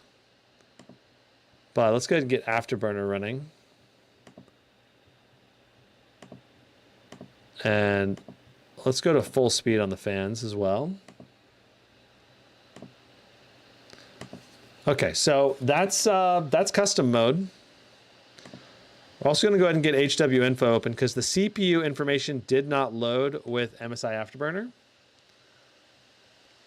So we have to get HW info running. All right, so there's our GPU temp starting out here, 67. CPU temp, 59. That's excellent. Only 20 watts of power going through that CPU. That's good. 2490 on our GPU boost clock. That's excellent. There is another option in here for overclocking your GPU. You can click the little settings option here, and you can slide these up to max if you want, or keep them at default 150, 200. We'll save that for right now, and we'll apply an overclock, and bam, 2,700 on the GPU, 400 plus 400 on our memory clock. It was 8,000. This is probably going to increase our wattage pull a little bit, but notice that we're only pulling a little bit over 100 watts, 107 watts right now, 108. That's pretty typical for an RTX 4060 in the highest performance profiles. So overall, if we can actually be stable at 2700, that's excellent. 20 watts of power going through the CPU is excellent in terms of amount of wattage, because this is only, I believe, a 6-core Ryzen. Let's double check that. Yeah, we got 6 cores on our Ryzen chip here. 6-core 12-thread, Ryzen 5 7640HS, if I'm remembering off the top of my head. Would you say this is better than the Legion 5 Pro? I would say that the Slim 5 is almost the exact same product as the Legion Pro 5. So it's all going to come down to what specs you get for the money and how much you're paying for it. Because I bought a Legion Pro 5, and it was, I mean, it was $450 more than this. And the specs are not different enough, probably, to warrant that much money of increase in price. Now, retail price to retail price, maybe it would be worth the jump. If $1349 versus like around $1469, I'd say the Legion Pro 5 is better. Or maybe if you can get the Pro 5 on sale, then that's going to obviously be better as well. So you got to really compare sale price to sale price versus full price to full price. And I got to say, our temps right now are excellent overall on our CPU and GPU. And right now we're at maximum possible fans as well. All right, so let's go ahead and see how loud these fans are.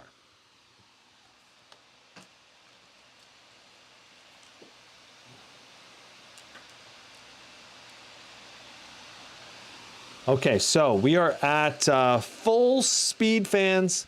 Baseline decibels is 43.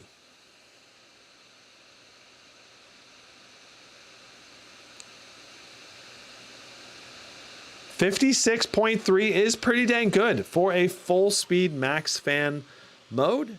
And our temps are also truly excellent right now. Let's go ahead and turn off our GPU overclock.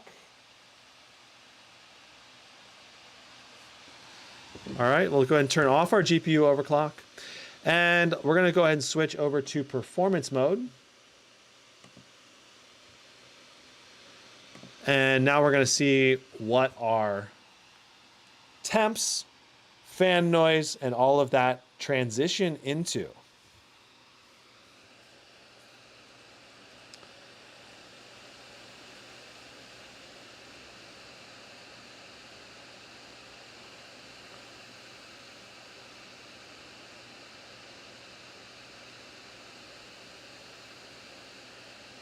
$2505 for our GPU clock, 103 watts, 67 degrees on the GPU, still saying excellent. It's obviously going to give it a little more time to kind of acclimate to this new fan noise and power speed, but things seem to be leveling out pretty quick here and not much of a difference. The GPU is roughly the same temp.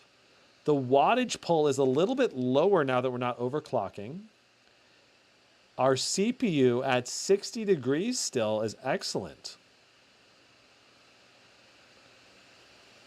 Temperatures are phenomenal. Yes. You know, like I said, when we looked at the inside of this laptop, this thing has an overkill for a cooling system. You know, last generation RTX 3060s were really ideally going up to 130, maybe even 140 watts. And these 4060s don't need that much wattage. So what we got is a whole bunch of laptops that were designed to handle higher levels of wattage, and then their cooling systems that are higher end cooling systems are being applied to these lower wattage parts, and they're keeping everything chilly, which is great.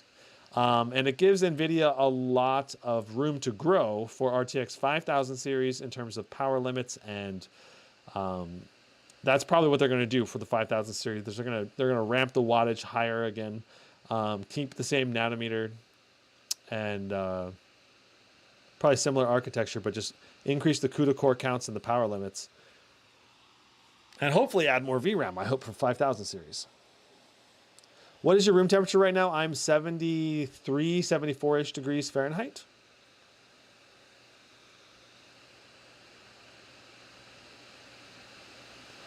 Jacuback says, how much of a difference will Ryzen 9 7940HS make in an Asus TUF A16 compared to the tested 7735HS? Temperature and FPS in games, your reviews are great. Jacuback, that's a great question. I would say that the new CPU is obviously going to put out a bit higher performance, and maybe be a little bit more power efficient as well, because it's Zen 4 versus Zen 3 architecture. But I would say maybe a 10% difference in performance, somewhere in that range. Maybe a little bit more, maybe a little bit less. If it's a CPU bound game, it'll probably be about a 10, maybe 15% performance difference. But otherwise, it's not going to be a very big performance difference. In GPU bound games, it'll be very similar performance there. And temperature wise, I think they're going to be pretty similar, in a similar ballpark at least. All depending mainly on how much wattage is being pulled between those CPUs. So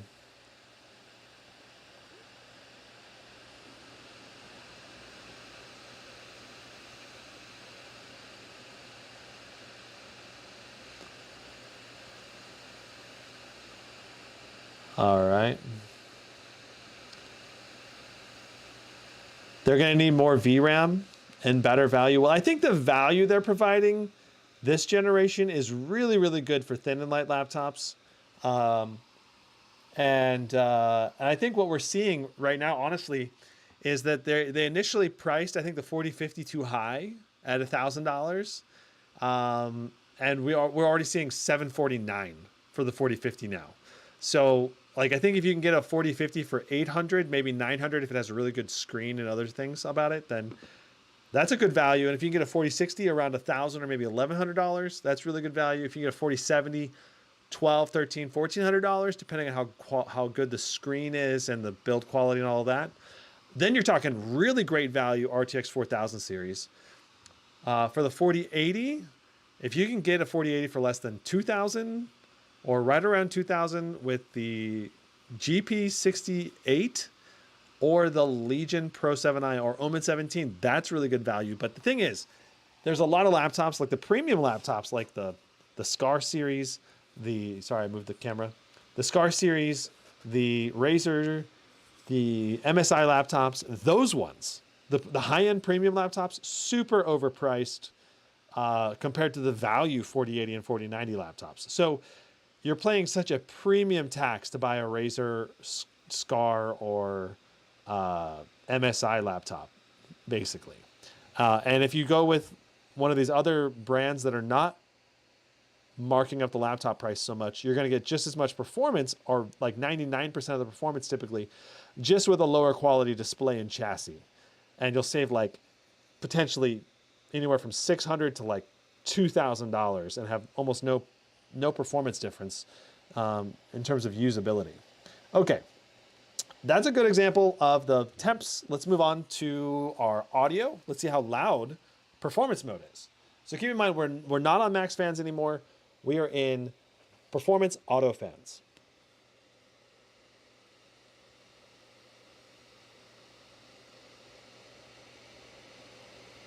52.8 decibels. That's excellent. For a performance mode, that's very, very good. Let's see what balanced gets us.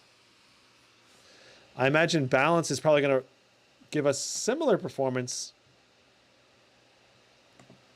but with... So we are in balanced mode now. Oh, wow. Balanced mode drops us to 80 watts on the GPU. And look at our GPU boost clock. It dropped a lot, almost 250 to 300 clock speed off of that GPU boost. Obviously, you can undervolt and overclock this GPU if you want more performance out of it. At around this wattage range, you could probably get back to 2500. But because we dropped our wattage to only 80, our GPU temp actually went down, even though the fan noise is even quieter now. So fans are like a low whistle right now. I'm guessing they're under 50 decibels now. I don't know. I'm going to try to get an idea. Let's go ahead and do a sound test.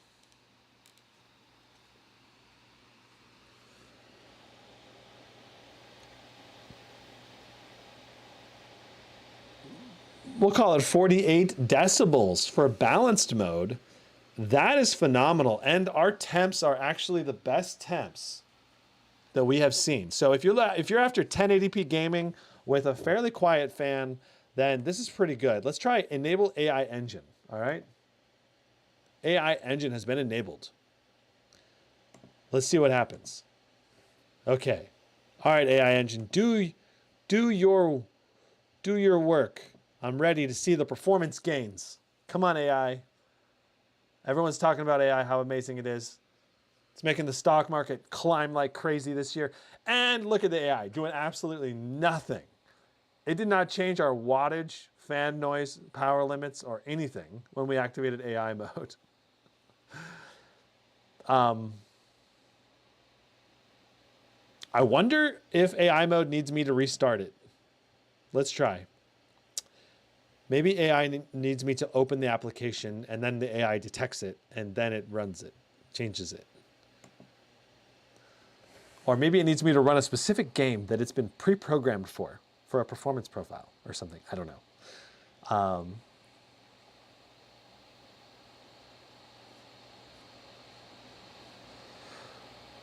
Would you consider Portal RTX to the testing to measure RTX performance?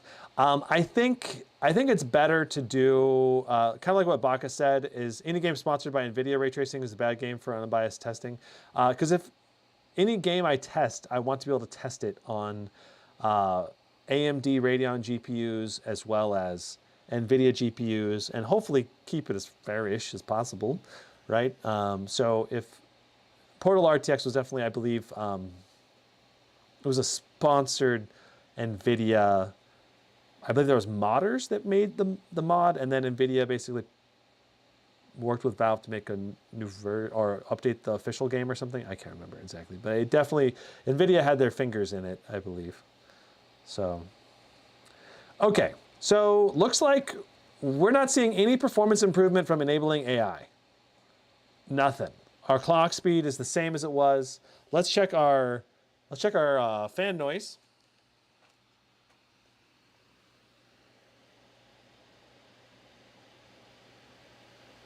Literally exactly the same at 48 decibels.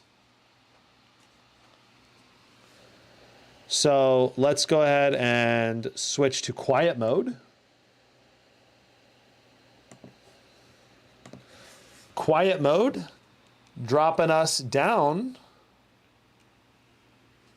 to 63 watts, 62 watts. Notice that our clock speed is not that different. We were doing 2200 before, now we're doing 2250 before maybe. Now we're doing around 2100, above and below 2100. So we lost another 150 off the clock speed, but we're only doing 62 watts. Our temps on the CPU and the GPU have gone down. Every time we went down in fan noise, our temps went down further because the power limits went down and we still have a good cooling system. The fans are barely running right now. Honestly, I don't think I can hear the fans at all. I think it's completely quiet compared to my Blade 18 and my external fan outside the room. So let's go ahead and see what the fan noise looks like now.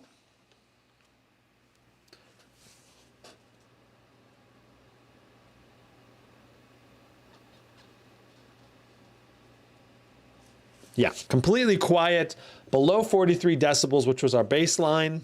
So again, looking at our quiet mode, temps, 2100 on the clock speed, 63 watts, and only 64 degrees on the GPU, 54 degrees on the CPU. Honestly, our temp has not gone above 70 on the GPU or the CPU in any of the modes, from max fan all the way down.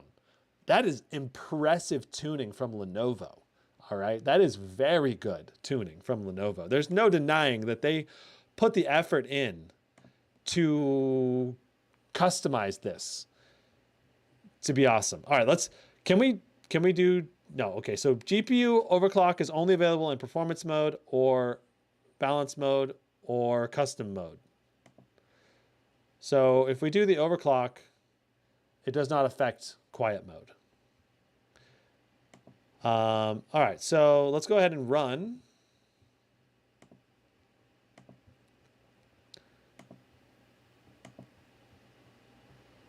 We are going to do, I believe the best for us is probably going to be just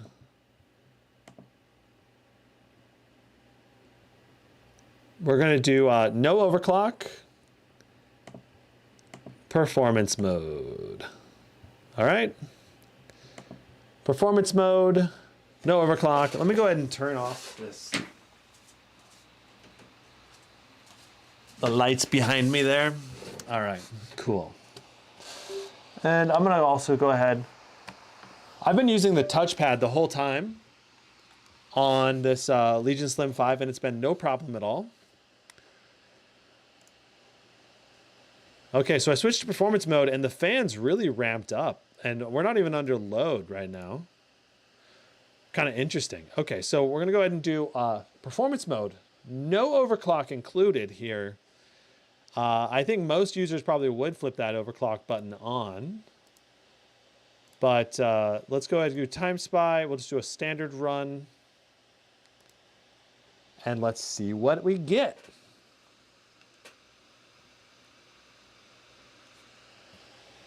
Is the laptop hot to the touch?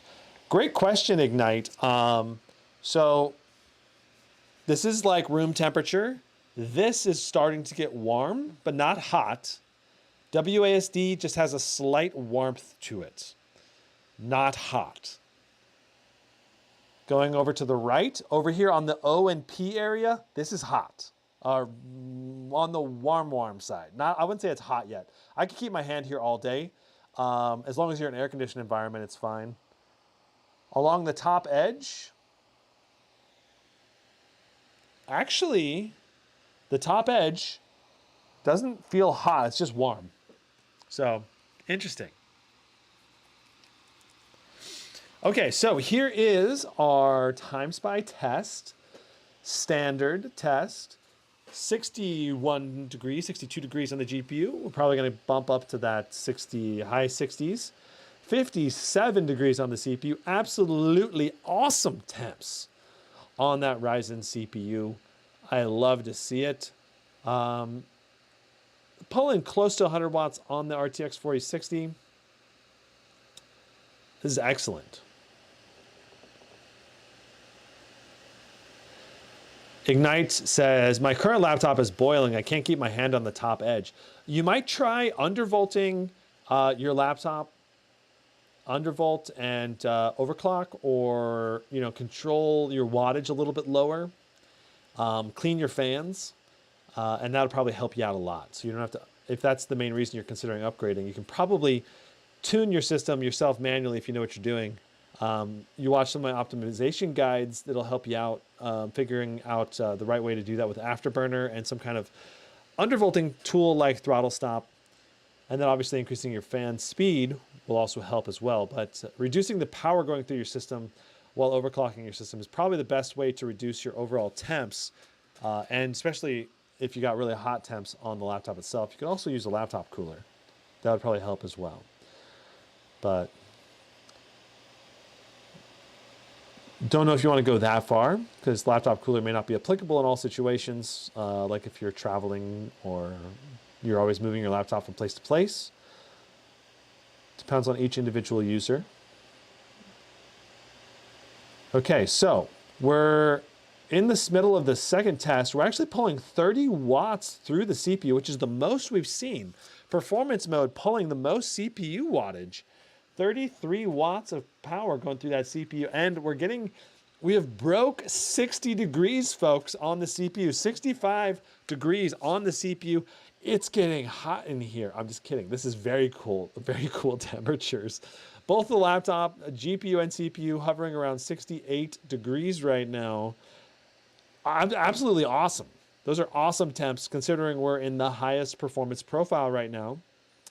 And the fan noise is only around 52 decibels as well. So these RTX 4060, 4070, 4050 systems, especially with Ryzen, if they're tuned right, man, you can get such great performance while at the same time getting very good temperatures.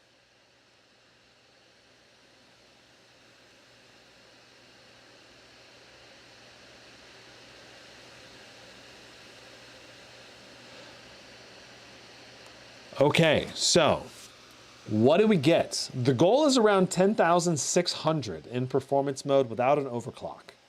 If we can get in that ballpark, I'll be happy. 10,500, that's very close. That's good, especially considering we have no overclock applied. Our CPU score, only 8,591. Honestly, a little bit lower than I was hoping for. It's because we only have 6 cores. That's why.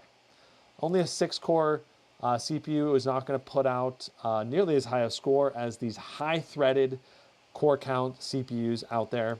So 8,591. Obviously, it's going to be enough to give us good performance in a lot of games. Just Warzone 2, probably going to struggle a little bit. Let's move into our Cinebench R23 testing to see what our Cinebench scores look like. Give us a ballpark. Let's go ahead and open HW info, and we also need to go to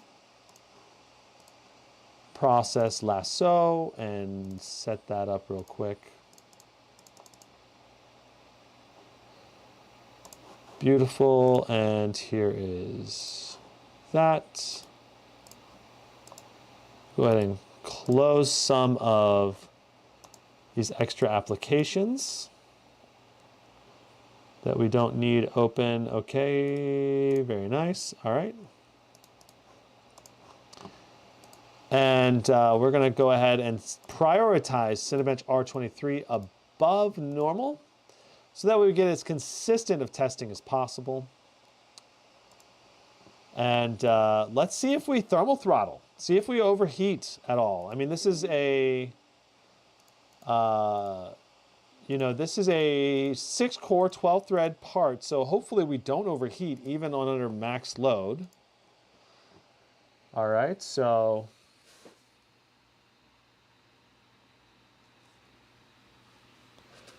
let's see what we get. 4.7 gigahertz right now on our core clock. Let's see if we can scroll down. 90 degrees Celsius on the CPU. 65 watts of power going through that CPU right now to hit the 4.7 gigahertz core clock. I'll bet you we're going to thermal throttle eventually if we keep this up, or it's going to power limit throttle to something lower than 66. But only 6 cores, 12 threads. It's just not a ton of threads to work with. You can see it, the boxes here are much bigger than normal. And it's taken quite a bit longer to do a normal run as well. So let's see what we get in our first test.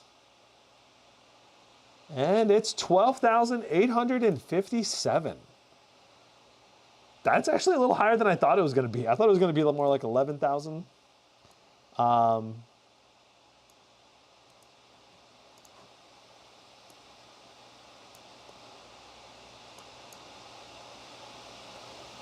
Okay, so we've capped out at 93 degrees Celsius at our hottest temperature, which means we've not hit thermal throttling. All right, no thermal throttling at all so far. 90 degrees Celsius, 65 watts of power, 4.64 gigahertz on all of those cores simultaneously. It's very good. It's very good performance for what it is what I'm going to say. The main issue, of course, being the temperature. If you're in a warmer environment, not air conditioned, say you're outside, you're going to thermal throttle almost for sure.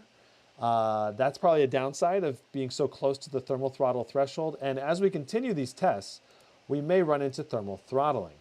12,600, I believe 63. So pretty close in terms of score, getting very similar. And it looks like we're hitting nice and steady, right around 65 watts of power, 90 degrees on the CPU, 4.6 gigahertz on those cores.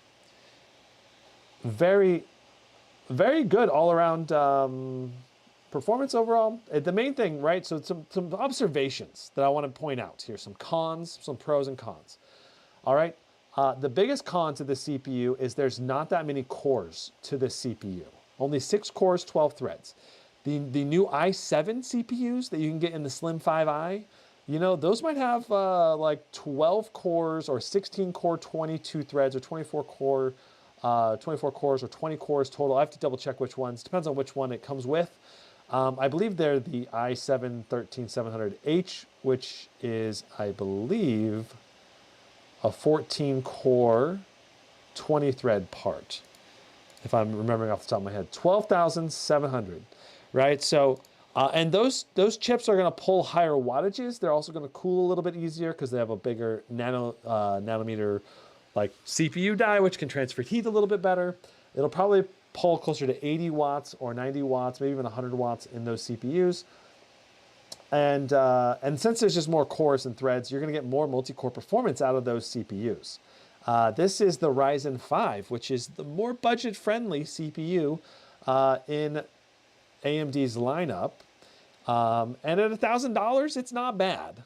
It's not a bad price, considering you're going to get good gaming performance. You're going to get decent multi-core performance. We're seeing 12,600. You know, a couple years ago, the best laptops were doing like 15,000. So now at a budget, we're just a little bit below the best laptops. It's not a bad place to be in terms of transitioning performance, but just know that there's a lot of performance that can be had in some of these other laptops that are on sale. If you're after CPU performance, this laptop does not present exceptionally good CPU performance for your money. 12,849. We'll do one more test, and then we will quickly look at some other laptops to consider if you're after more CPU performance, because that is a pretty clear weakness right now to this laptop. So let's go ahead and just verify. Yeah, we're doing the same temperatures, same wattage, and same clock speed. All right, and real quick, once we get this done, I'm gonna go ahead and pull up some of these. All right, let's see here.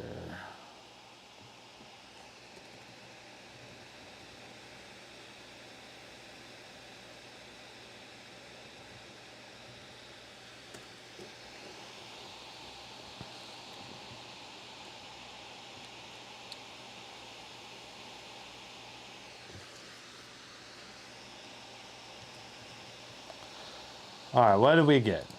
12,883. So let's go with 12,800 roughly for this CPU performance. 883, that's the best run we had, and that's actually our last run. So it got its legs under it. It did its run. Let's do just let it go. We'll not look at HW info at all. It'll focus entirely on the run. So let's go ahead and take a look at some competitors here. I have filtered the list to the most powerful laptops under $1,350. Of course, the retail price of this laptop being $1,349, which is why I did that. Now, if you're after the most performance for a very cheap price, look at this Lenovo Lock 15i with an i7-13700H, So that's going to be, I believe, a 12, I believe it's a 14 core. Let's double check this. Let's do i7 13700H. This is a 14 core, 20 thread part. And yeah, it's going to definitely outperform this CPU that we have in this laptop. And then if you're after like even more, all right, if you want even more CPU performance, the most CPU performance around $1,300, the Omen 17 with the i7 13700HX, which is going to have additional cores. The HX version of the CPU, of course, is going to feature 16 cores, 24 threads. So you get 2 additional P cores in there versus only 6 P cores. You get 8 P cores, which of course gives you an additional 4 total threads. So the Omen 17 does 21,500, which is going to be a big difference in performance compared to this 12,999. That's 7,000. That's over a 50% CPU performance gain if you're after CPU performance. That said, this should be excellent performance for gaming. But if you're a video editor and you're wanting just raw CPU rendering performance or something like that, or you're a very CPU bound gamer, this is not the CPU gaming laptop for you, most likely. All right, we're not going to do a 10-minute test today. We're going to that counts basically. We did almost 10 minutes of continuous testing. That's going to be very accurate. Okay. Very nice. Let's move in. As for time's sake, anyway, so we've done our fan testing, speaker testing, done all of this. Apex Legends. It's time to get into our game testing. And let's test this display and see if there's any ghosting or issues with it.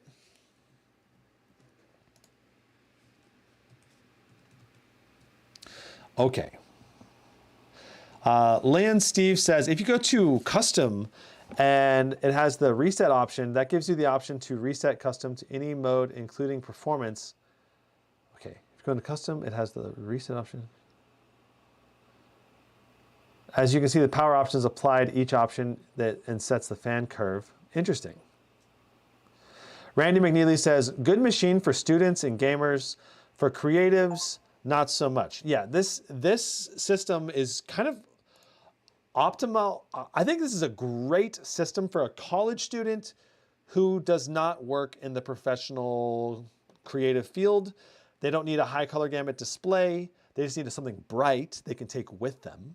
And again, it's just a little bit more portable than the Legion Pro 5 or Pro 7i.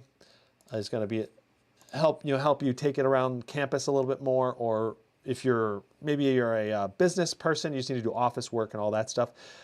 Then this is also going to be very good for you. And yeah, but if you're a creative professional or a CPU bound gamer, right now, those are 2 areas where this laptop clearly has a strong amount of weakness in it.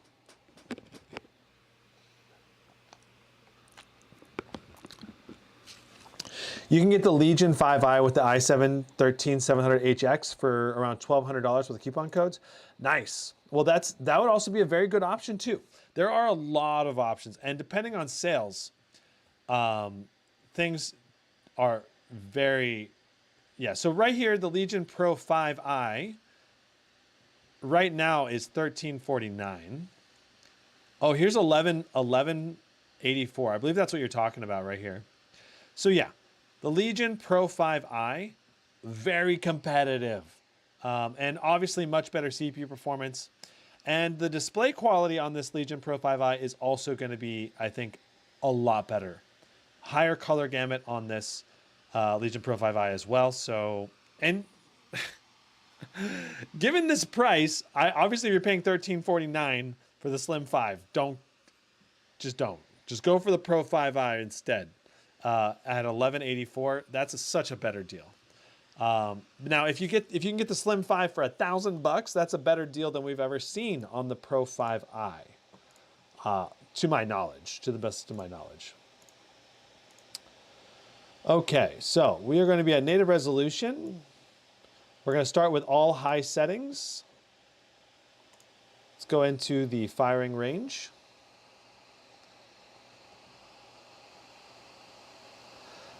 Are they seriously bugging my connection because you're reviewing a Chinese computer? What?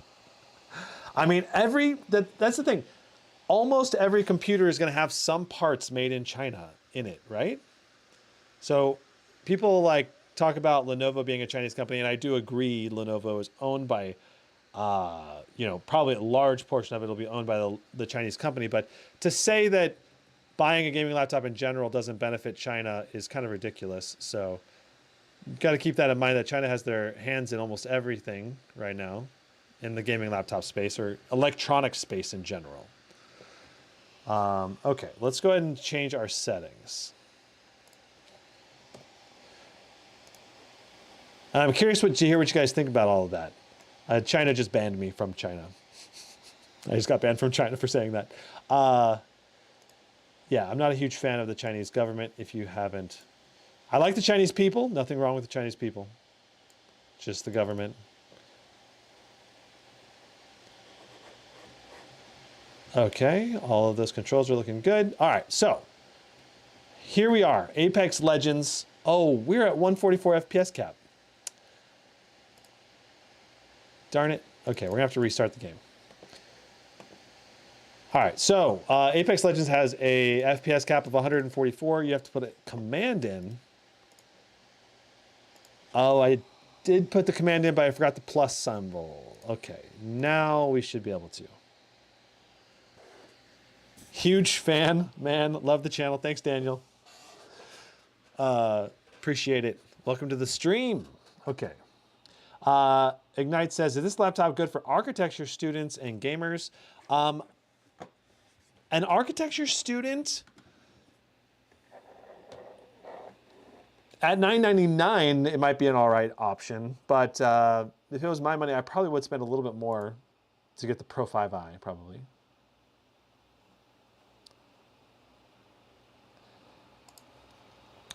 Private industry such as Lenovo works similar to companies in the US, more or less independent of the government.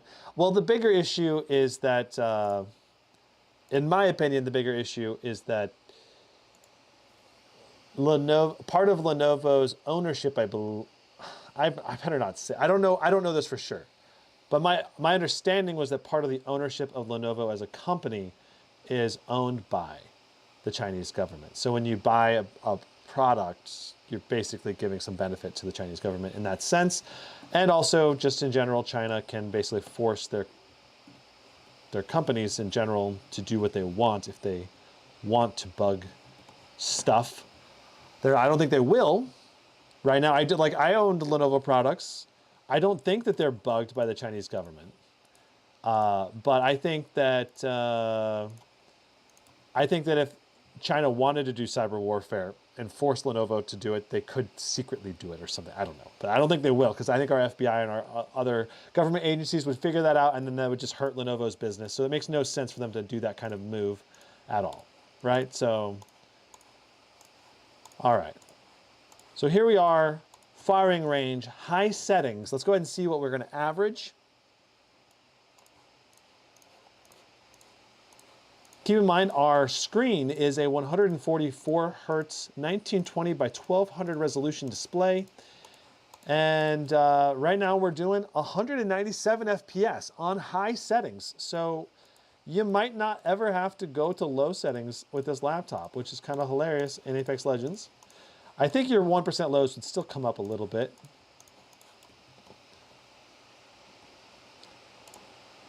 All right.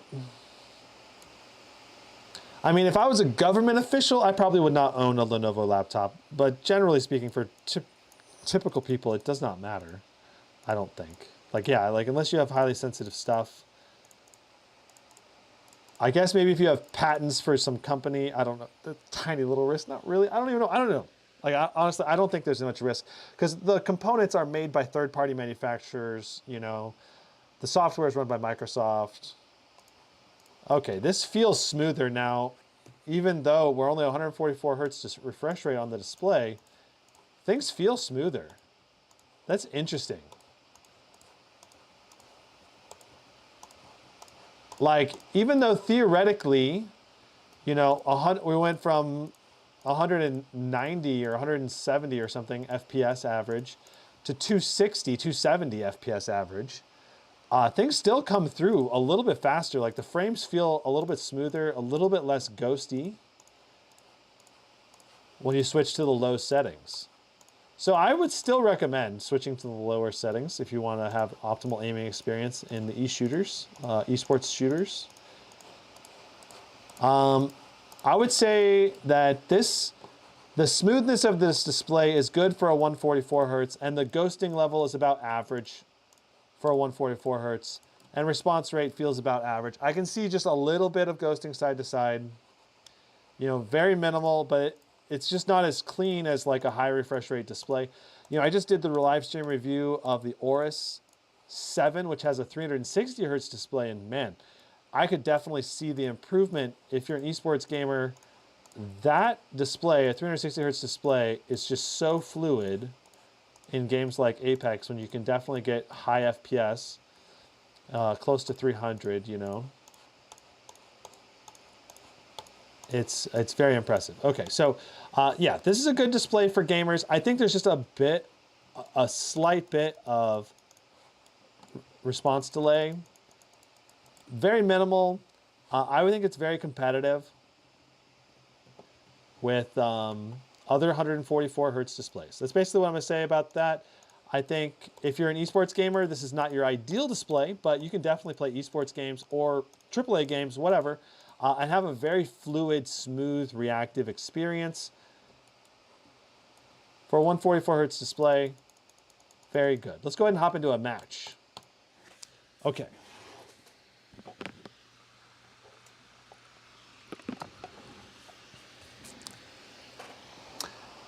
Your PC says, don't mind Chinese government, ain't interested with our skills of gaming.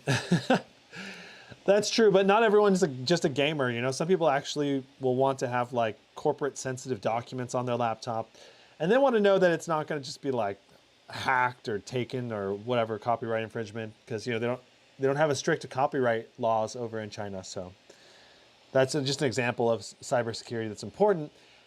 Like I said though, like, you know, we're dealing with AMD parts, NVIDIA parts, Intel parts, things that are made. Like the biggest concern to me would just be software. If there was some kind of software inside of Lenovo Vantage, like a keylogger or some back entryway into the laptop itself, that would be my only concern primarily. I'm not worried about the hardware side of things.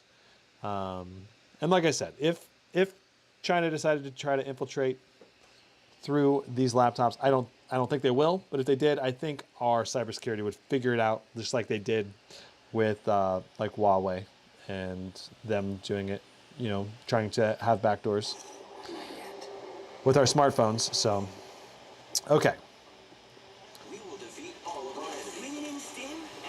All right, so we're gonna do Pathfinder. Let's go ahead and play Merc PC2.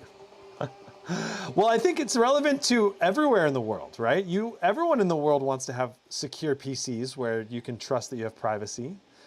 And like I said, as far as I know, that's not an issue with Lenovo laptops. So to the best of my knowledge, being honest, I could be wrong, but as far as I know, that's the case. All right, so we're gonna, I believe, is this a gun game? It's a new map area for gun game. I've got speakers turned up to max.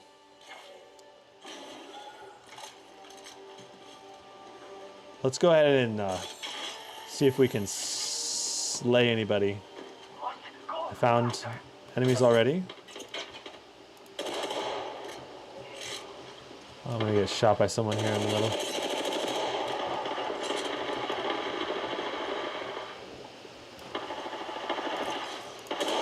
Okay, I don't think I can shoot there. Let's go over here. All right, I'm not hearing too much spatial audio right now.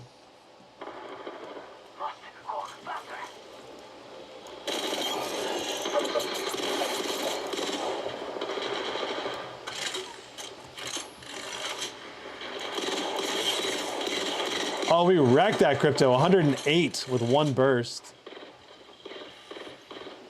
Someone's just outside, just to the right.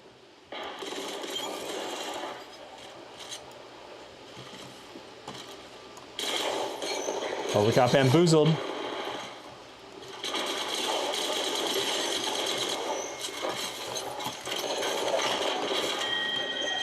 Oh, there was 2 over here. My teammates are doing a great job. I'm gonna go ahead and reset our FPS counter, by the way, right now. We're averaging 297 FPS here in this match.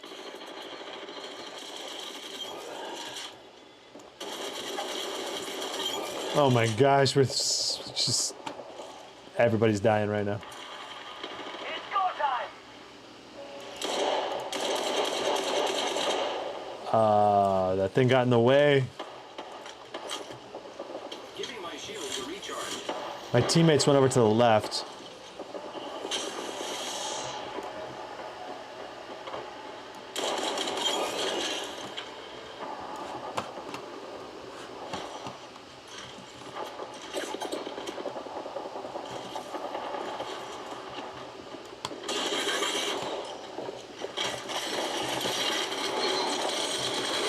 Oh my gosh, there's 4 enemies. I got sandwiched. Okay. Our team is in second place right now. Come on, team.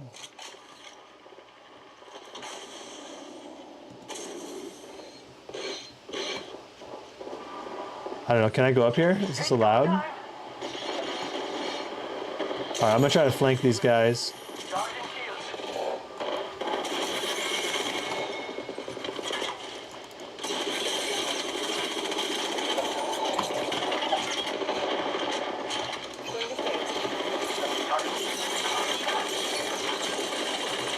Oh, I got shot by too many angles.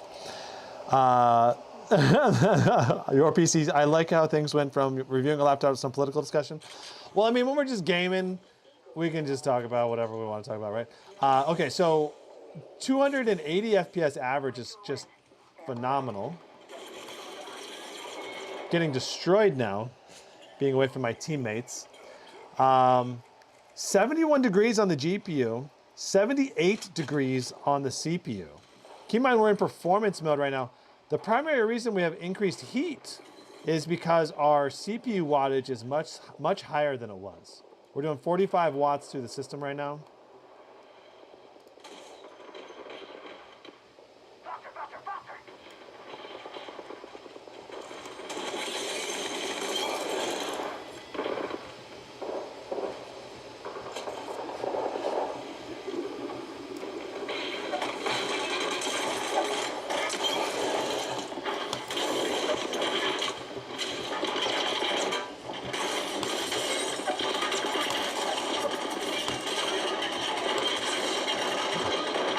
Oh my gosh.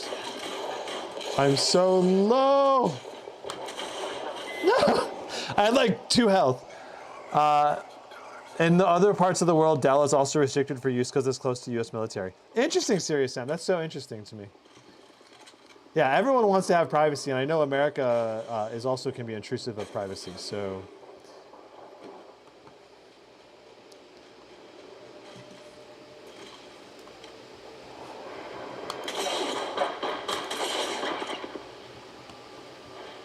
Charging on my shield.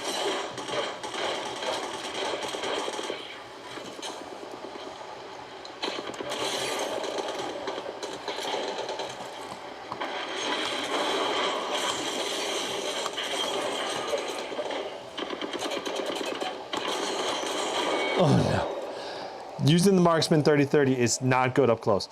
Right now we're tied for first, 20 kills and 20 kills. This is good. All right. This has been excellent to game with. I just want to give my feedback that this has been a great gaming experience all around. I wish I had headphones to be able to hear audio directions, but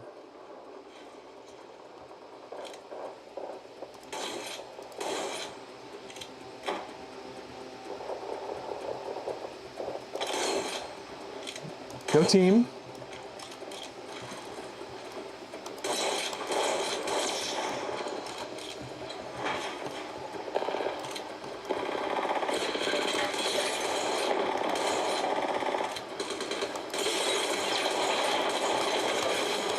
Well, I managed to shoot all 3 of the different teammates once each before they rushed. Hopefully my teammates finished them off. Okay, we're in second place. We got to catch up, a couple kills behind right now.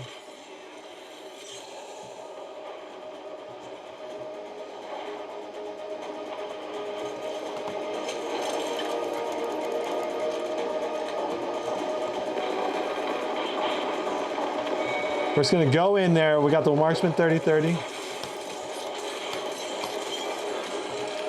Oh no, I died. Come on, team, we got this. We got 2 more kills. We're so close. So we got 23, they got 25. When you get 25, they have to get a knife kill, a throwing knife kill.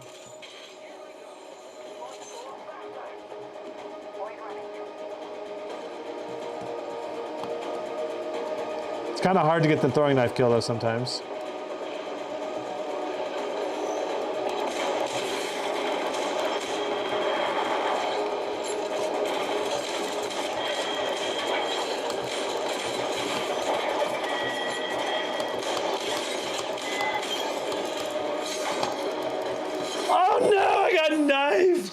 I was the one that got killed for the game-winning kill. Okay, well, that was still fun. We ended up tying first place. Or, well, we got second because they got the knife kill. But very close match. Very good gaming experience with this laptop. No issues at all with aiming. It's about as good as any other 144 hertz display. Pretty close to it, at least. It feels smooth. Minimal response. But clearly, if you're an esports gamer, going to 240 hertz is a good idea, I think. Oh, I wanted to mention, we're going to test Baldur's Gate 3. Surprise! I did download and buy it and tried it out. We'll do a quick battle with ultra settings. I don't know if I'll keep adding this, but I figure you guys would like to see what it's like. So... You got knifed with heirloom? No, there's a throwing knife for the end of gun run. The last kill is a throwing knife kill, and that's how you end it. So he does 100 damage with a throwing knife, and I had less than 100 health, so it just had to one-hit me.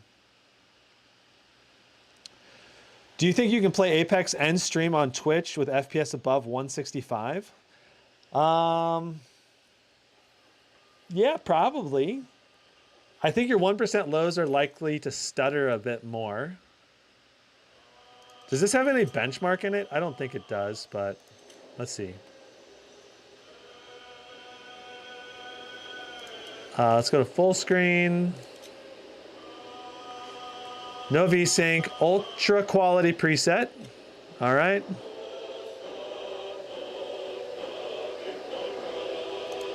DLSS we'll put to quality.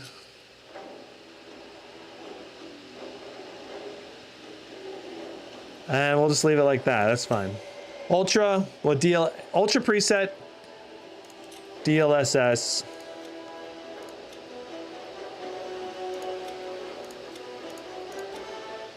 Oops, I think I loaded the wrong save.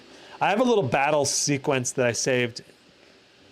So if you're not familiar with Baldur's Gate 3, Baldur's Gate 3 is basically Dungeons and Dragons in video game form, in that you can do a lot of different things. You're very likely to die. You're going on an adventure. It's a turn-based, dice-based, chance-based combat system. Okay, I did select the right one. So here I am with me and my teammate here. I'm not sure.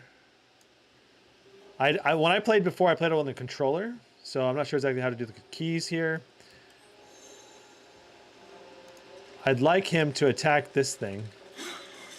So I missed. Which means I probably need to end the turn. How do I end the turn? End turn. Button. Okay, so I'm just refreshing our FPS counter here. She did her attack. We're probably going to die here, I'm going to be honest with you. This is not a game where you're likely to survive if you don't do a lot of damage. Oh, he missed. Okay, my guy died. She missed. We'll have her attack him. Oh, she did not kill him, so now it's 3-on-1. Yep, we're done to die. I'm not an expert at this game, if you haven't figured it out, but She survived that one. Can I do a healing potion? All right, let's do an attack. All right, we leveled up. End the turn. Maybe if they miss. Oh, they missed twice.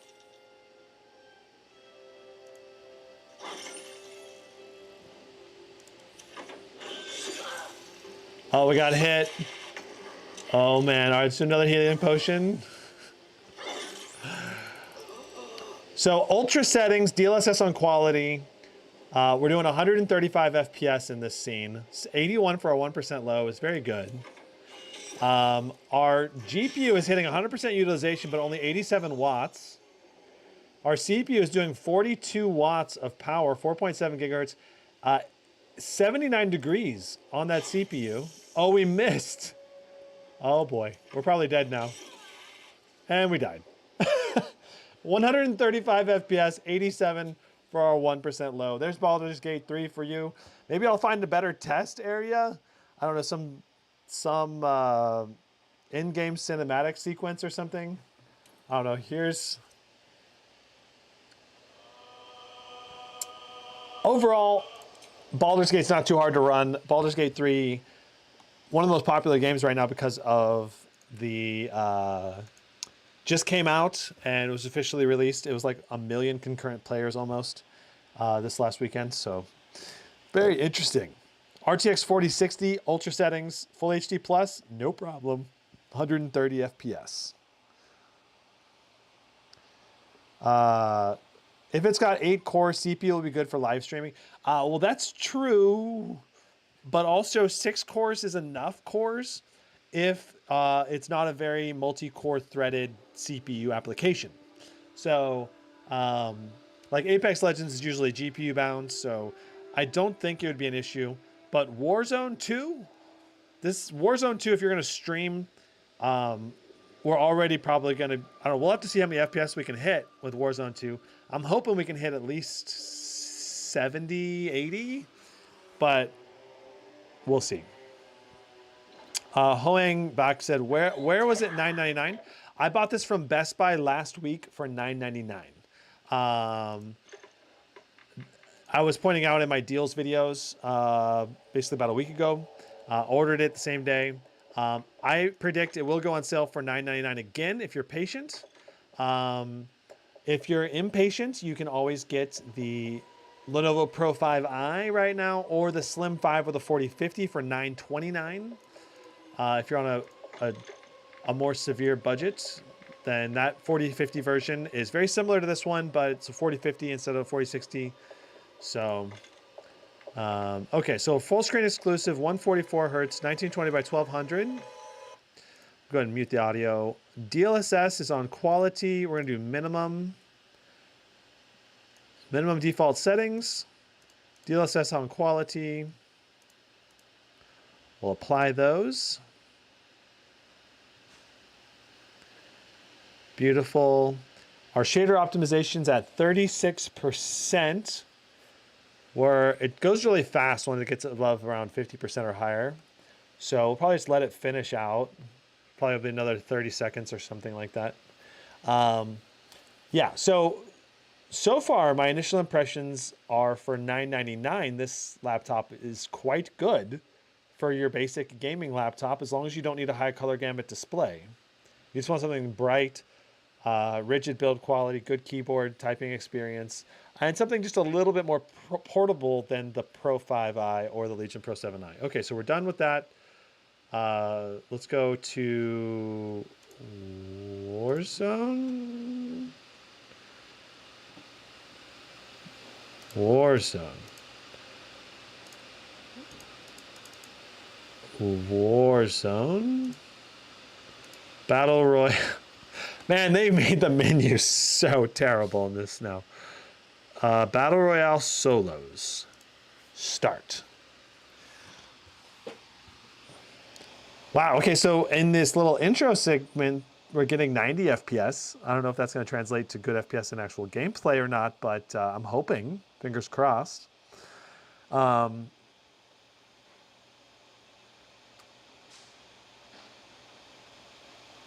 Yeah, looking at So if you don't know about Warzone 2 is predominantly CPU bound. It loves multiple cores. This only has 6 cores, 12 threads, which is probably going to limit the CPU total FPS we can get from this laptop. But this is also a Zen 4 Ryzen 5. So the fact that it's a Zen 4 is good, bodes well, because in theory, it should run at maybe slightly higher clock speeds. From what I understand, the Ryzen CPUs were not as messed up in the latest patch from Warzone 2, where the Intel CPUs had a bigger performance hit for some reason. I don't know why exactly, but something about the patch messed it up for Intel CPU users. Maybe how the game engine utilizes the cores of the Intel CPUs or something. But Ryzen CPUs were not affected, is my understanding. Does it have an aluminum heatsink or a copper one? I am not sure. They were painted, so I could not see the color.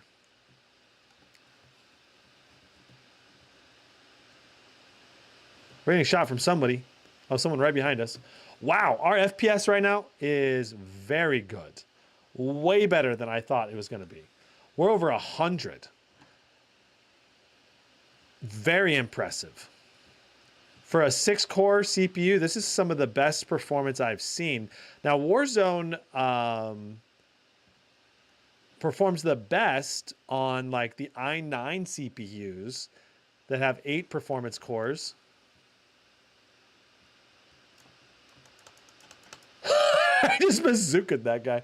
Okay, I was like, why isn't he dying? It's because it was the end of the warm-up or whatever. Okay.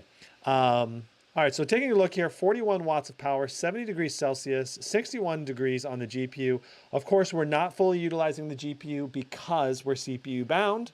So that's the important thing to keep in mind.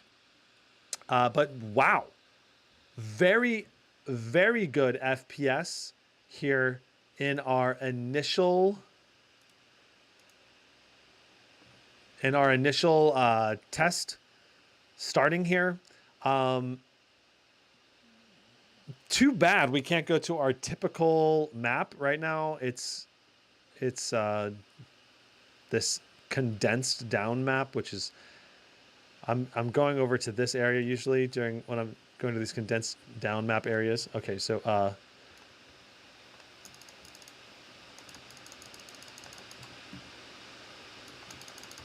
we got a kill and someone got me, and then that guy that person got too. We're all shooting each other's butt. Oh my God. Okay, that's hilarious. All right, so we did 111 FPS during that little section. That's very good. Okay, so in Gulag, I am refreshing our FPS meter. 121, 120, 89. Wow, the FPS is very good right now. Yes, we surprised him with our movement. 150, actually we just got lucky. 115 FPS, 70 for a 1% lows. Very smooth gameplay right now in Warzone 2. Much better than I thought it was going to be.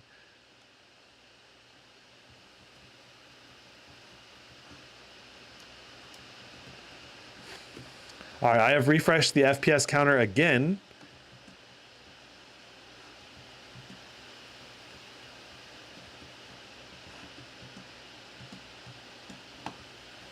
Okay, I guess we're falling down. Oh, we're going to go into a train. That's fun. Whee! Okay, 89 FPS in this area now. Very interesting.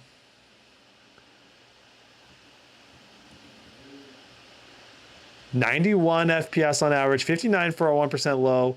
This is better than I thought. I thought we were going to get around 70 FPS in that range. But still staying above 90 means that we're getting very playable frame rates.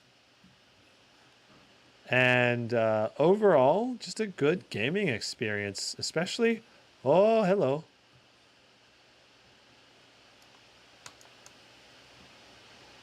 Hello. Team wiped. Let's go.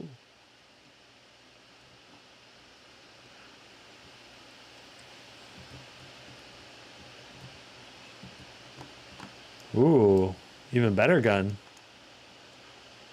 Oh, this is a nice gun. I like this gun a lot. Okay. Okay, so that gives you an idea of Warzone 2 performance. We even got a couple kills for you.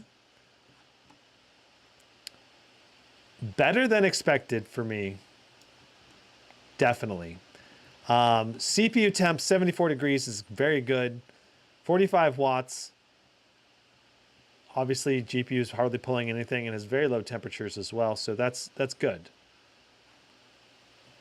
We're going to go ahead and exit and move on to our next game. Alt FN F4. Did it work? I think so. Okay. On to CSGO. Here we go. Angry Llama says, do you think that the voltage limit can be unlocked by NVIDIA through a driver update? So is it worth buying a 4070 over a 4080? In general, I don't think that the 4070 wants more wattage. Like, I think the 4070 in a lot of these laptops is allowed to go to up to 140 watts, or in the Zephyrus G14, up to 125 watts. But the GPU just doesn't have enough CUDA cores to even demand that much juice. Like, it's very power efficient. It's a 4 nanometer process. The ADA architecture is very power efficient. It doesn't need more wattage. The 4080 and 4090 variants, those ones have enough CUDA cores. They have way more CUDA cores in the 4080 and 4090 than the 4070. Yeah, you're going to get just way more juice potential out of those two GPUs because they were designed for a higher wattage limit. Honestly, a 4090 could probably go up to like 200 to 225 watts or even more because it's based on the RTX 4080 desktop variant, which goes up to like 400 and something, or very high wattage, way higher wattage in the desktop variant. So if you want the full performance of the 4090, in theory, it should be able to go to a lot higher wattage and still get a lot more performance, like higher clock speeds and all that. Versus the 4050, 4060, 4070 is just such a low CUDA core count that the GPU just doesn't even demand more, you know? So that's the issue with the 4060, 4050, 4070. Right now, CSGO, high settings, default settings preset for high, 400 to 500 FPS, 1920 by 1200. It's very good FPS right now. Incredibly smooth looking. I love it. You know, if you're a CSGO player, this thing's going to do a great job, I think. You know, Zen 4 architecture with a 4060. Let's see how low our FPS goes in the smoke. It's the key, right, in CSGO. Only down to 80, 85 FPS in the middle of the smoke. So still very smooth gameplay in the middle of the smoke.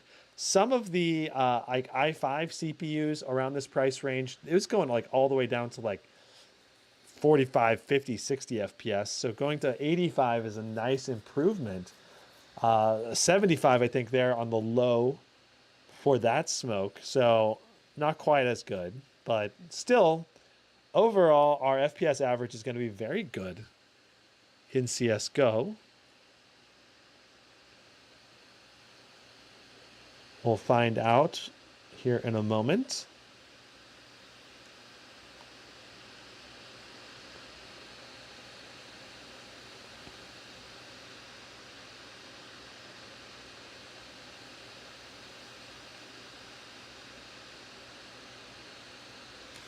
All right. 384.86, so 385 FPS in CSGO. Let's go to a Dust 2 match and try to kill someone real quick.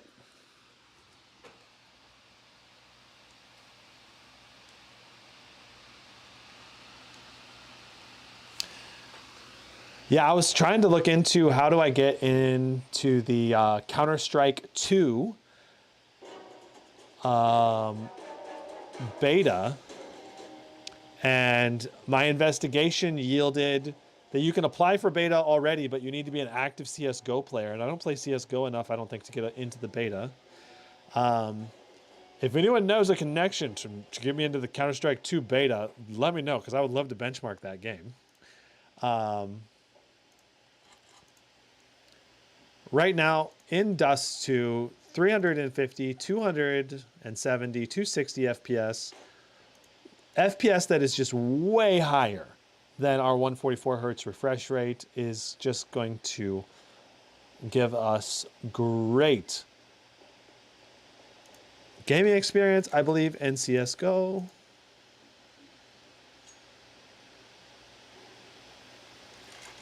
The biggest thing about CSGO is that obviously, if you can go to a 240 hertz or 360 hertz refresh rate display, you can probably pull those kinds of frame rates.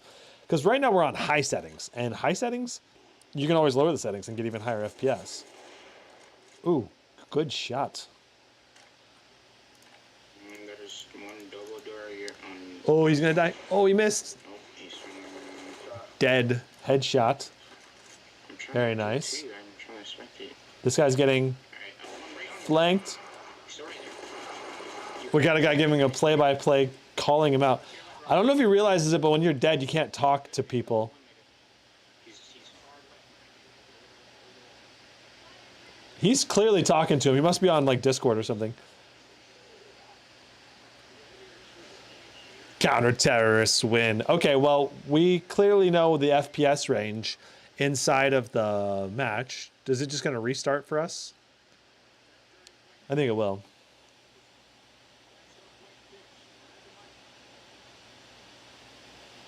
Speaking of esports, have you tested the 500 hertz Alienware X16 screen? Is there actually a 500 hertz refresh rate screen? I thought it was 480. Did they come up with a 500?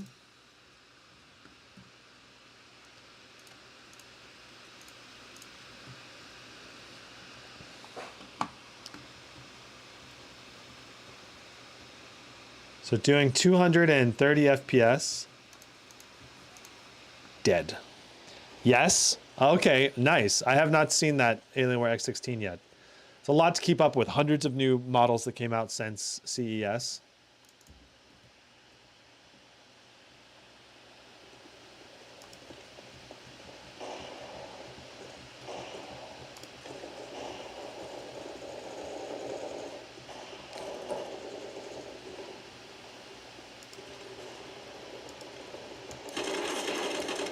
Got a kill.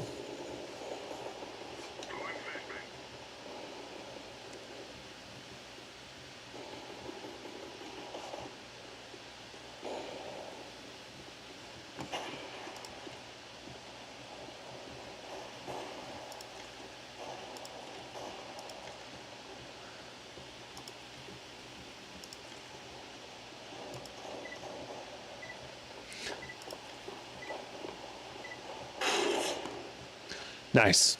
Okay, so yeah, 250 to 300-ish FPS in Dust 2. Super awesome gameplay example. Let's go to Cyberpunk 2077. Angry Llama says, so why is NVIDIA selling 115 to 20, plus 25, 140 watt variant? Isn't it just a scam NVIDIA doing, I wonder? I think what's going on is basically NVIDIA, in the past, NVIDIA had the power limit for the 4070, 4060, or sorry, the 3070 and 3070 Ti and the 3060 could go up to like 140 watts, right? Or I think the 3070 Ti can go even up to 150, I think even. But that was on an 8 nanometer process and not very efficient, all right? The new Ada architecture is 4 nanometer process, and they wanted to make it seem like their GPUs had better value to them and that they weren't just gimping them on purpose. So they gave them the same power limits or similar ballpark power limits, even though in the end, the GPUs never hit that high of a power limit, ever. Like, unless you're doing like firm arc. In any realistic gaming scenario, the 4050 only does like 80 to 90, maybe 100 watts at most. The 4060, 4070 only do like 95 to 110 maybe in any realistic workload. And that's on every single one I've tested this year. And I've tested a bunch of laptops now in a bunch of different games. So yeah, Ray Tracing Ultra, DLSS on quality, frame generation enabled. I'm just going to double check DLSS was set to the correct one. All right. We'll go ahead and run this benchmark. Bingo. So Cyberpunk 2077, obviously a very good indicator of ray tracing performance, frame generation support, and overall a good showing for NVIDIA laptops. Makes it very difficult for AMD laptops to compete with this game in particular. Interesting. We're getting 88 watts of power, 90 watts of power to the GPU, 42 watts of power going to the CPU. Nearly 100% GPU utilization, very close to 100% GPU utilization, 2500 on the boost clock. Of course, we'd be seeing higher FPS if we utilize the GPU overclock mode and all of that. 82 FPS. Our 1% low is quite good at 65, meaning we're going to have a very smooth gaming experience with very minimal stutters and jutters so far. Our VRAM is close to being maxed out at 7.5. It basically is maxed out at this point. 7.9. Yeah. VRAM is being maxed out, but we're not seeing terrible texture stuttering or anything like that, so that's good. We did see some stutters in some of the other budget laptops for some reason. All right, so we got to see our average. Can't see, I think it's 85, but let me move the text here over to out of the way a little bit more. 85.7 FPS, 67 for our min FPS. Very good performance overall. Gotta say, this thing did better than expected. All right, so this Ryzen 5 7640HS with an RTX 4070 on ultra settings with ray tracing on ultra as well, and DLSS on quality, frame generation enabled. So let's go ahead and hop into our little area where we do a little quick fight. Like, I'm pretty confident that this game, this laptop, I'm been more impressed with this CPU, this Ryzen 5 7640HS, than I thought I would be. And it is clearly outperforming the i5s, CPUs in the budget lineup. So that's pretty interesting to me. Like in Warzone 2, this was the best budgety performance I've seen in Warzone 2. Because I mean, I don't think we've seen over 100 FPS in a laptop less than $1,000 yet in Warzone 2. I don't think. I'm trying to think. We didn't get to test the Aorus, which kind of sucks. We didn't get to test the Aorus in Warzone 2 because it was bugged. Whoa. This is a little bit different. I jumped in the air and he heard me jump. Okay, now they're coming at me over here.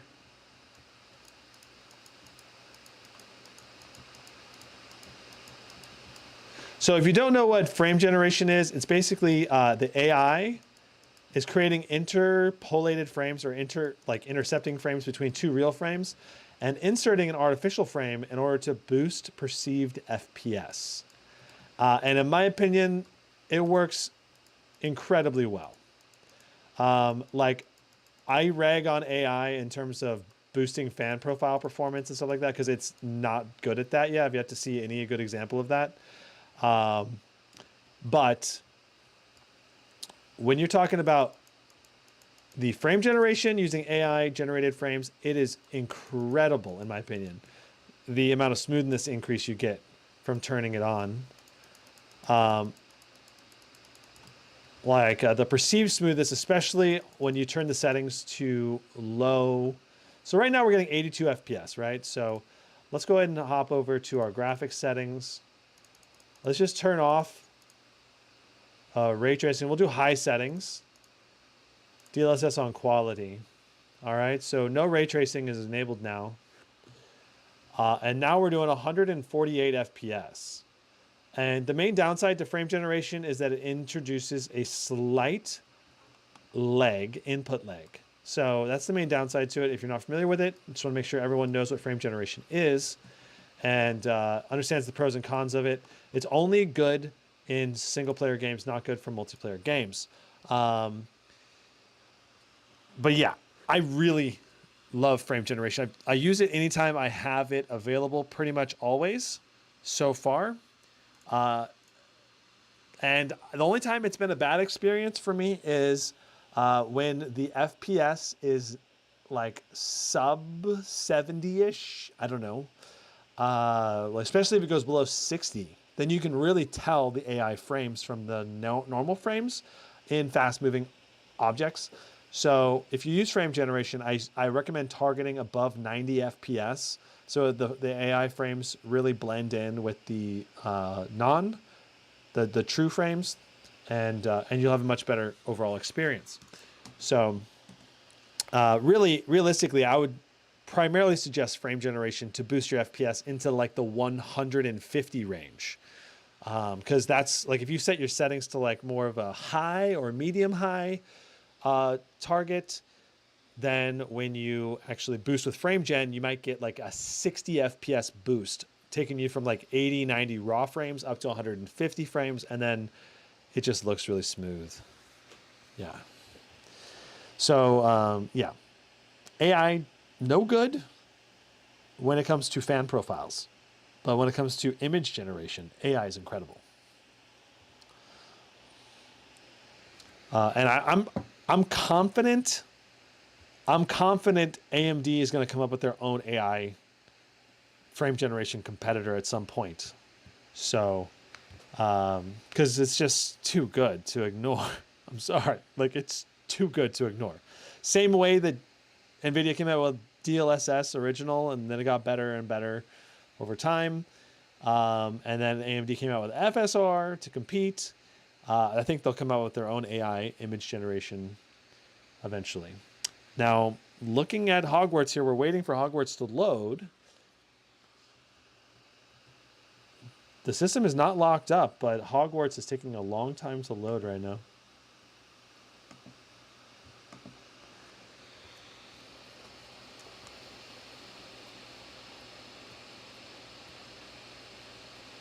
The CPU was pulling 61 watts of power, loading all the shaders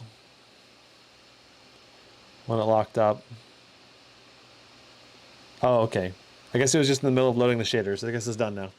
Cool. I figured it would keep going, so that's good. Okay, so I think I already set these settings on. Windowed full screen, DLSS on quality, frame generation is enabled, uncapped frame rate, ultra settings, texture quality was set to high.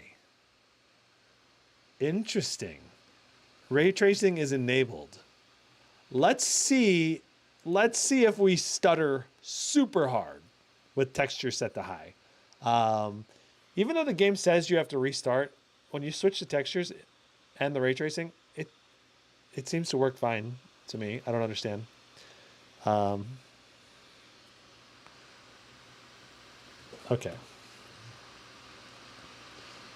Rotating. So whenever you look at the frame time graph, you can see stuff loading in, popping in and out of existence with these big lines. And there's a few different reasons for it. If we're running into VRAM caps, if we're out of VRAM, it can bottleneck the GPU, causing a big stutter. Also, your regular RAM. We only have 16 gigs of RAM. Hogwarts loves lots and lots of RAM. This is one of the games where I recommend 32 gigs of RAM if you can get it, because I've seen Hogwarts pull like 24 gigs of RAM before. And yeah, you can see we're not stuttering too bad, honestly.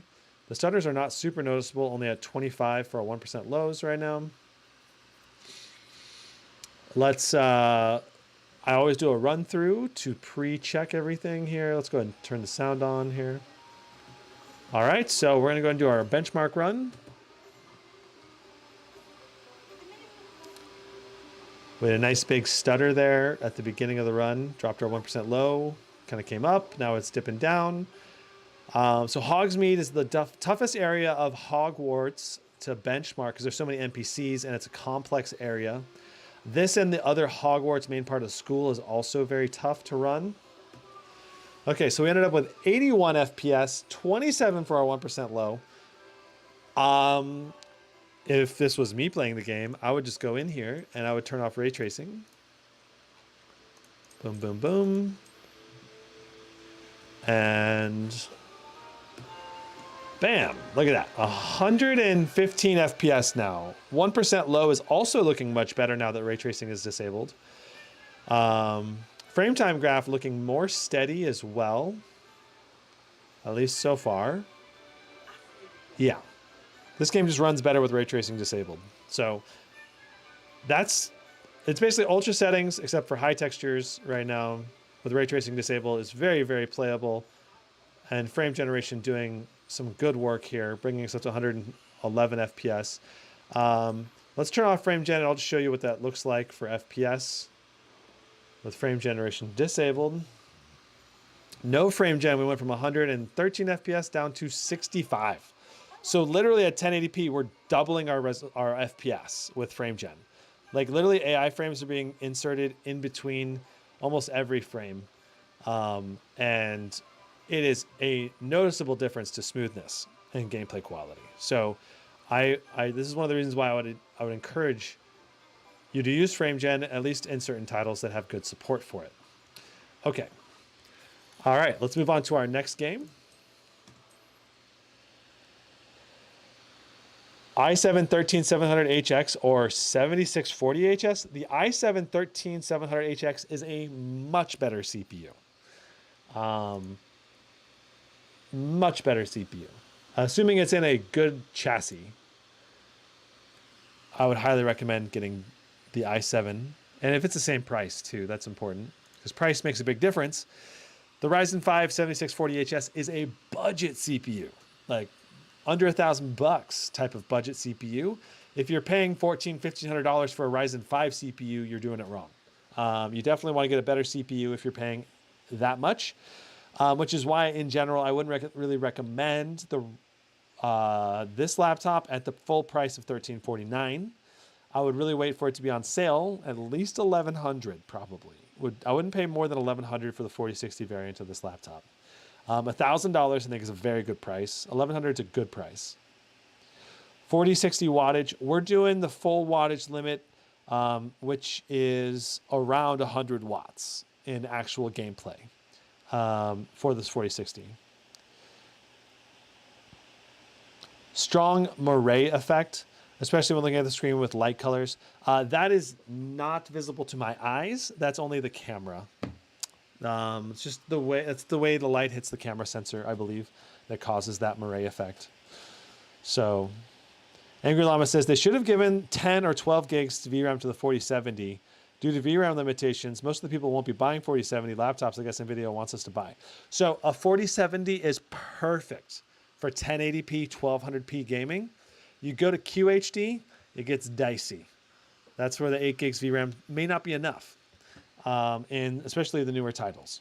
So like Hogwarts and Cyberpunk 2077, Last of Us, all three of those games are going to want more than 8 gigs at QHD, on high settings or ultra settings. So yeah, I would agree. At least 10 gigs for QHD, 12 gigs really for QHD. So even 16 gigs is better for QHD, because some of the most demanding games want more than 12 even. But yeah. Adibus says Helios Neo 16 QHD 165Hz 4060 i7 13700HX was under $1,500.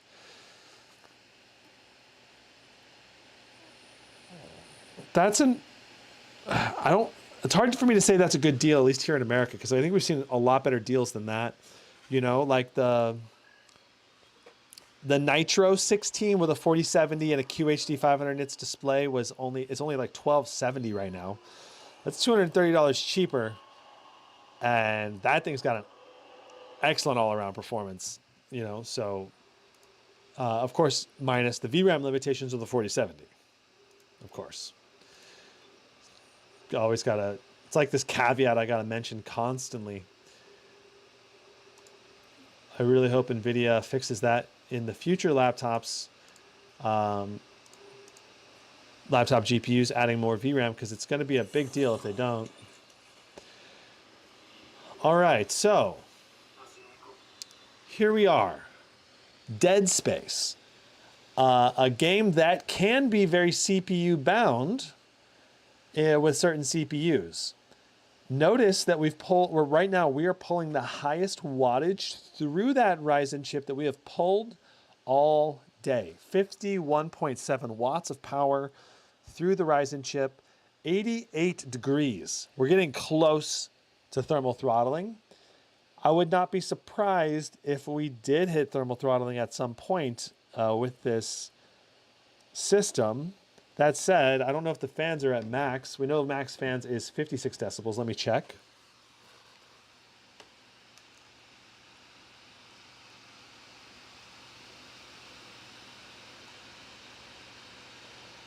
Fans are not at max decibels yet. So there is some cooling overhead capability that is not being utilized right now on the system. So this temperature could come down a little bit if... so we're going to go ahead and turn. And we're going to go do our walkthrough.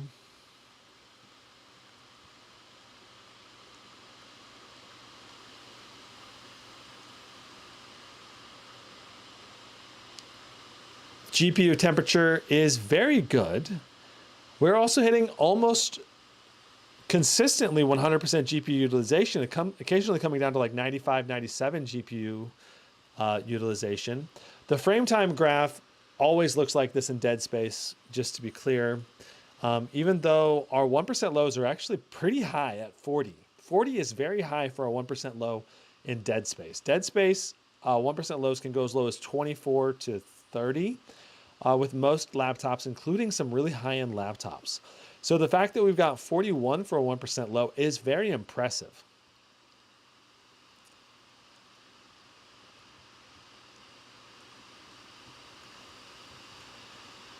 Okay. Here's our benchmark run. Let's see what we get. 90 degrees Celsius on that CPU, 4.47 gigahertz, 4.37 now, 51 watts of power, 2.5 gigs, 2.5 gigahertz over here on the GPU boost clock, or 2500 megahertz, 77 watts to that GPU. So again, we're primarily being CPU focused or CPU bound right now. 81 watts of power, or 81 FPS with 41 for a 1% low. This is good performance, very good 1% low performance, in particular with the Zen 4 CPU architecture. Very good. 36, it went down to 36 at the end, but we were 40. Like 40 was one of the highest 1% lows we've seen in Dead Space.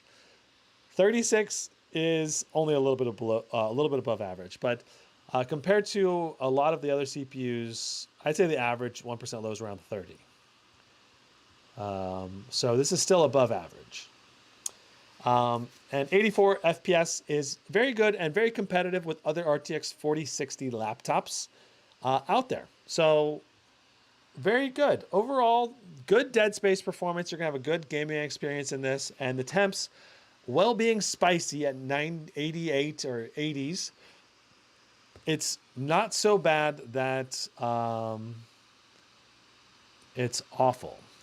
You know, like you're still getting good enough overall gaming experience on ultra settings to have a great gaming experience. Liquid metal on the CPU, I'm not sure. I don't think so.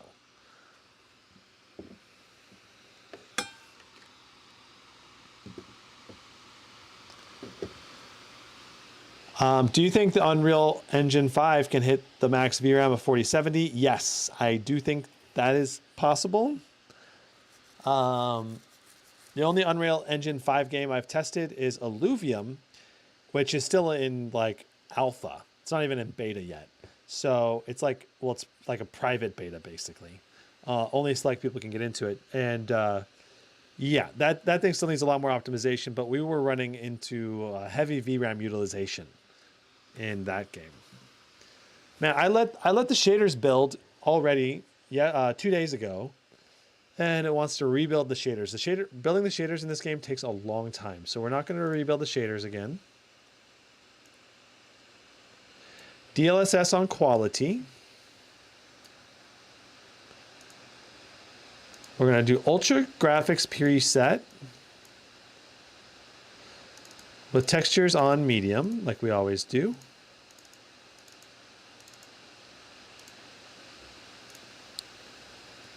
There we go.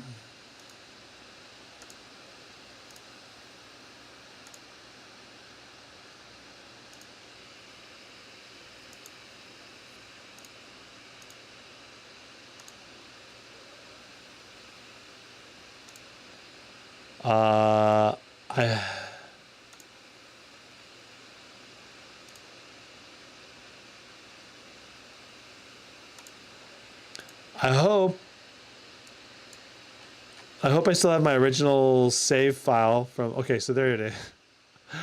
6 hours into the game.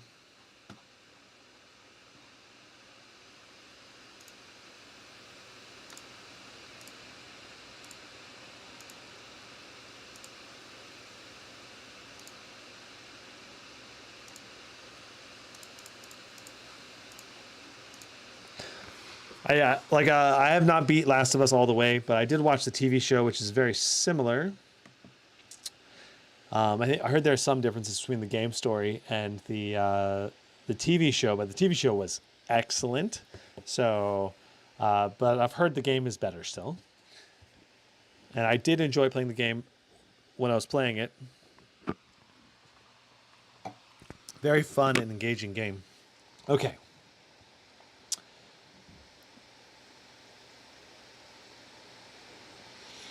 So, regarding Unreal Engine 5 games, I absolutely think that VRAM limitations will be hit on the 4070 in some of the new games that come out with Unreal Engine 5. It's just going to depend on the game. That's the key. I'm just noticing that my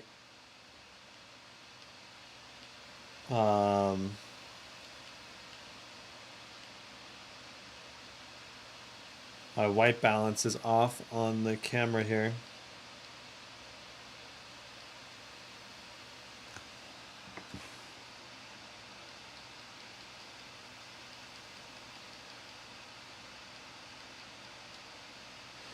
I'm sure my white balance will come back to correct once something white is shown on the screen.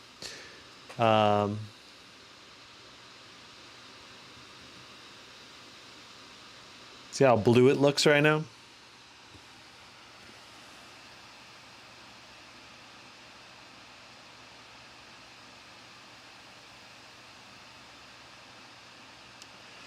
There we go. All right.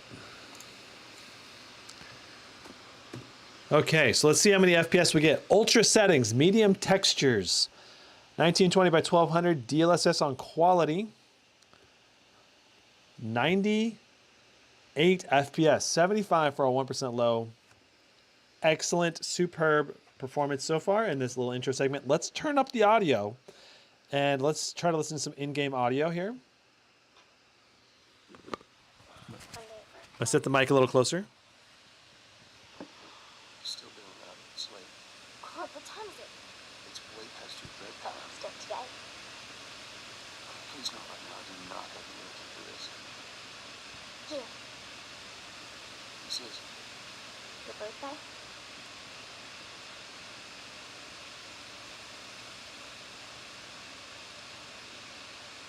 Kept complaining about broken watch. So, took you the watch. You like it? So I can barely hear the in-game audio because the speakers are pretty weak, and the fans are really loud right now. Let's go ahead and switch it right now over to. We will switch it over to. Try quiet mode. No. Uh-huh. Let's see if that's better. You get the money for this. Drugs. I sell hardcore drugs. Oh, good. Start helping out with the mortgage then. Yeah, you wish.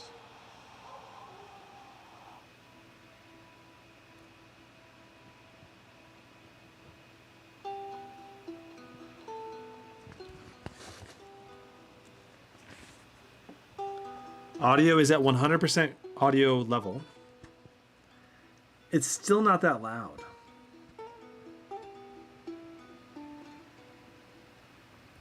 Adibus, why isn't there more GDR6X memory laptop GPUs? I'm not sure the specifics behind it.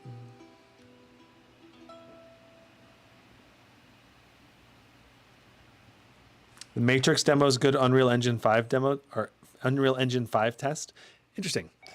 That would be. I'm looking for more Unreal Engine 5 games for PC. There's not very many to test. Uncle Tommy, what time is it? I need to talk to your dad now. Uncle Tommy? Hello?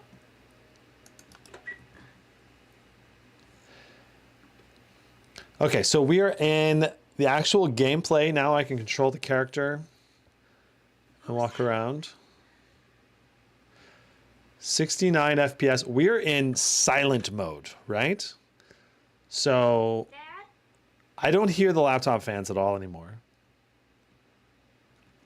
We're still pushing good FPS with pretty high 1% lows right now. 77 FPS. This is a good quiet gaming laptop, but the built-in fans, not very good. Or the built-in speakers are not very good. All right. So that's the issue.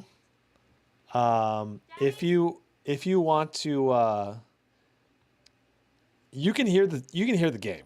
Like I can hear the game right now, but it's just like I said, the quality of the audio is just not particularly good. Where the heck are you?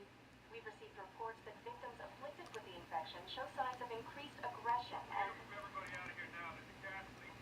there seems to be some commotion coming from the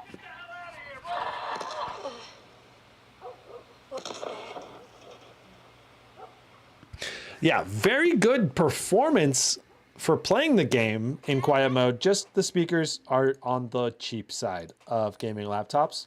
So yeah, let's go back to performance mode once again for the rest of our testing. Let's see here. What's our next game? Next game is Dying Light 2. All right.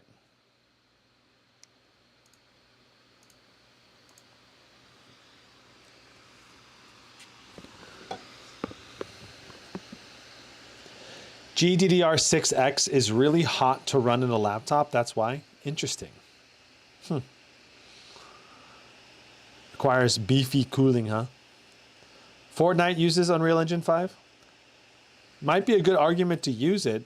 The issue with the issue I have with testing Fortnite is that it's not really a good test for AAA games, which are what a lot of the Unreal Engine 5 games are going to be, is AAA games. Because in Fortnite, I test it with low settings and all of the post-processing and special effects off. So it's not going to push, because I mean, that's how competitive players will play that game, you know? That's the reason why. I'm just trying to reset my color balance on my camera. It keeps going to blue mode.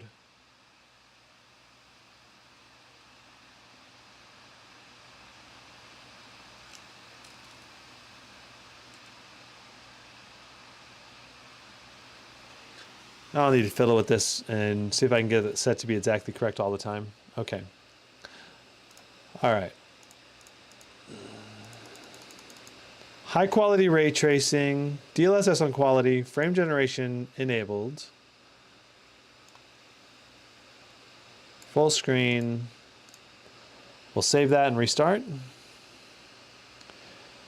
Adibus says, I don't think the reason is the temperature.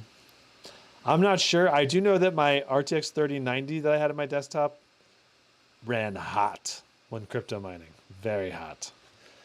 Like 110 degrees, constantly hot. That's with the fans going at max.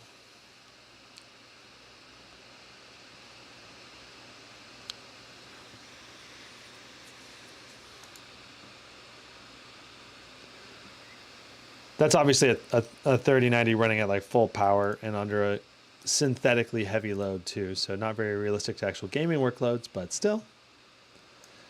Okay, let's go ahead and benchmark Dying Light 2.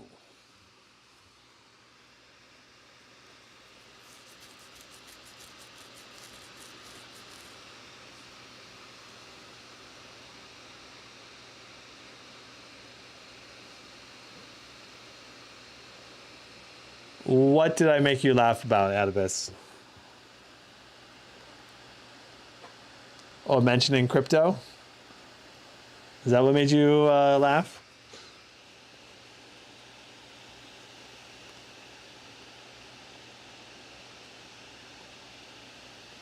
Okay, so taking a look at our wattage and temps. 65 degrees on the GPU.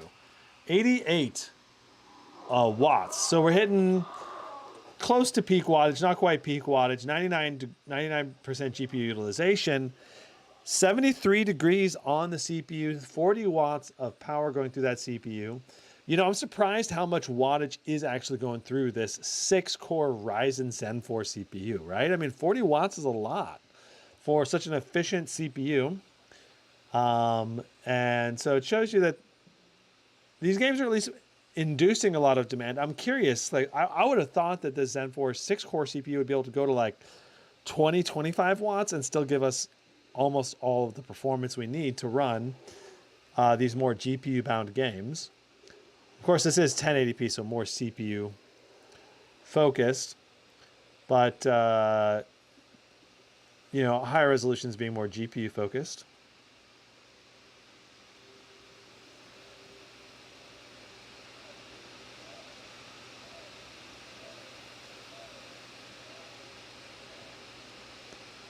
Did you say 110 degrees on the hotspot? Yeah. 110 degrees on the memory. Non-stop, 24/7 for weeks. The RTX 3090, completely fine. Never had any damage or problems with that 3090. So, it goes to show you that these parts can handle high heat without breaking down. I did it as a test. I made a video on it. I don't know if you want to check my channel, but you search my channel for throttle, like 100 degrees Celsius, kill your computer or something. I made a video about it. Okay, 110 for our median FPS. Very good. 95 for our min FPS. Very good. Extremely good for our min FPS, actually. So yeah, great Dying Light 2 performance. Let's move into our next test, Shadow of the Tomb Raider.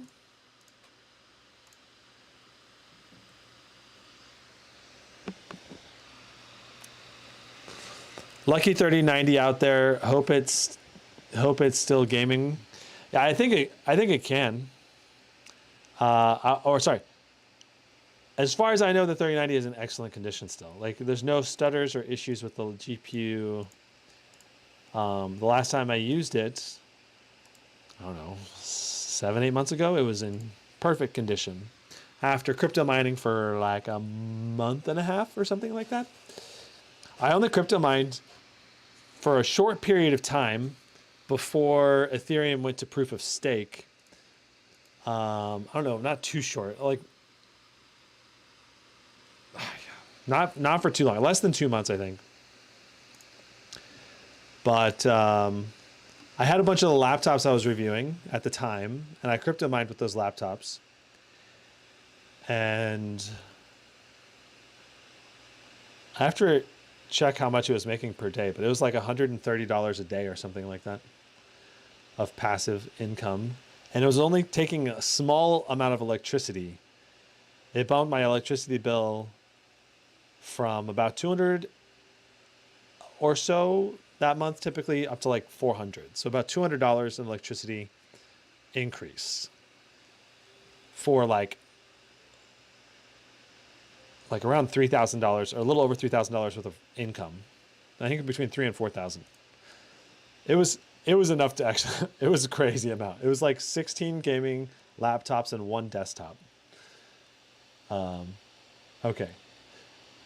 DLSS on quality, ultra settings, ray tracing on ultra. Yeah, crypto mining phase I think is pretty much done though, because Ethereum was the only one that was really that profitable. And that's why, partially, that's a big part of why gaming laptops and desktops have gotten so cheap over the last year or so since Ethereum, or I guess year and a half since Ethereum went to proof of stake. So, wow. Okay, I was going to say, the FPS seemed very low at first. We were only doing like 50 at first, and now we're doing 105. That's much better. Like it had that weird kind of ramp up right there. 85 watts to the GPU, surprisingly low wattage, right? We're 100% GPU utilization, and yet we're not even close to the 100 watts that you normally expect to be a full power 4060. But this is what a full power 4060 looks like. Very high CPU utilization, 49 watts, 51 watts. So Shadow of the Tomb Raider being another one of those games that's very heavy on the CPU. And I mean, it's really putting out great performance still, considering the amount of wattage that it's pulling. I don't know. I guess 51 watts was a lot, in my opinion, for the CPU. Only 6 cores. 35 is better. I guess it's probably because we're in a less busy environment. There's a lot less NPCs now. 94 overall FPS on average so far in the test.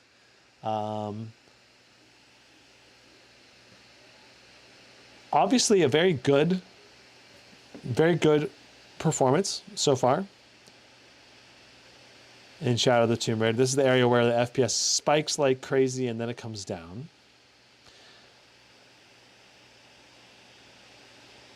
Okay, checking chat. Deadbeat says, can anyone help me decide whether I should get a Legion 5 Pro with the 4070 or should I just cough up $100 more and get the old version with the 3080? So, Deadbeats. If you care about AAA gaming, like with frame generation support, then I would say go with the 4070 version. If you don't care about AAA gaming, or you're just okay with getting less performance in a less smooth gameplay, because they are AI generated frames with frame generation, and basically the 3080, the big advantage of going with the RTX 3080 is it has more VRAM. So if you're talking about QHD gaming, then going with the 3080 makes a lot of sense. And could make more sense going with the 3080. Because you're not going to run into VRAM limitations at QHD, at least not right now. And because it's 16 gigs of VRAM.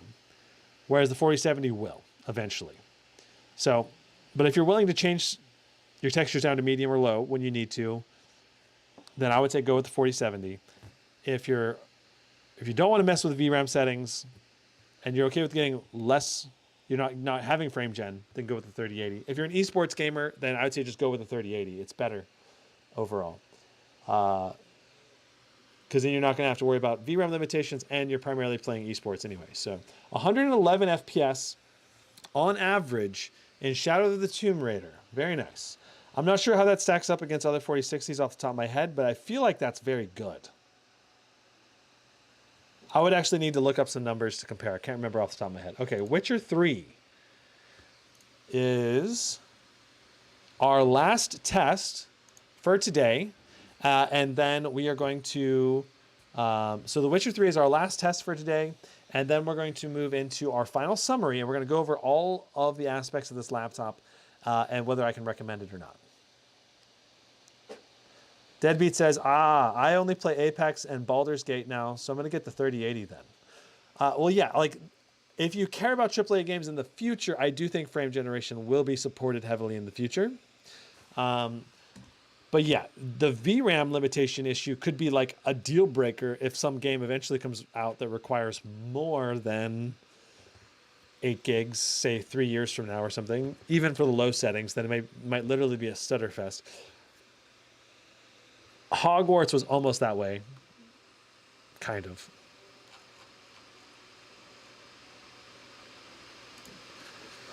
But that's just because of bad dev optimization. As long as the devs optimized their low and medium textures properly, it shouldn't be an issue with a 4070, even at QHD.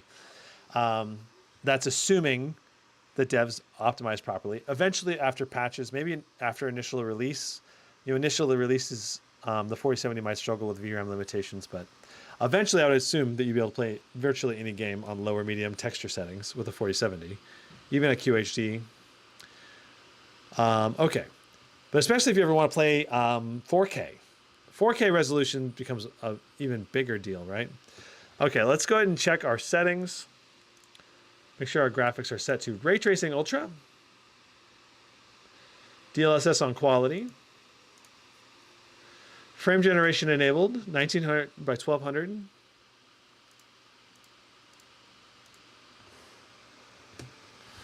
Okay, so here we are. We're hitting 90 watts of power in The Witcher 3, 100% GPU utilization almost, 72 degrees Celsius, 35 watts of power through the CPU. And our frame time graph is looking really steady, very nice. Witcher 3 is a game that can have a lot of stuttering as you load stuff in, but this is good. Okay, starting our benchmark run now. 74 FPS on average, 65 for our 1% lows. Smooth and steady as she goes. I will say The Witcher 3 is a game where sometimes I can notice the AI generated frames. The biggest thing about The Witcher 3, I tested with ray tracing on for my benchmark, but in actual gameplay, I typically would recommend turning off ray tracing because I think it actually looks better. And I've recently spent a lot of hours in The Witcher 3. I believe, most of the way through the storyline, I think. I'm about to find Ciri, I believe. You're constantly thinking you're about to find her, but I'm pretty sure. I figured out where she is now and I'm about to go retrieve her. Anyway, okay. All right. 83 FPS on average, 66 for 1% lows. I feel like that's very good for a 4060, but again, I'm not sure off the top of my head. Turning off ray tracing, we'll just see what kind of FPS we get. 137. See, this is the way I would play this game if I was playing this game on this laptop. It's going to be smoother and much better. And you're going to notice the AI generated frames much less often when you have the FPS much higher, because the AI generated frames have less distance to guess between, basically. And that's why the AI frame generation looks much better when you have it at a higher FPS. So yeah, much better gameplay. This is going to be an awesome gaming experience in The Witcher 3 with ray tracing disabled. Okay. I mean, it would be very good even with ray tracing enabled and only getting like 80 something FPS, but it's just way better when you turn it off. So, okay. I believe that covers everything there.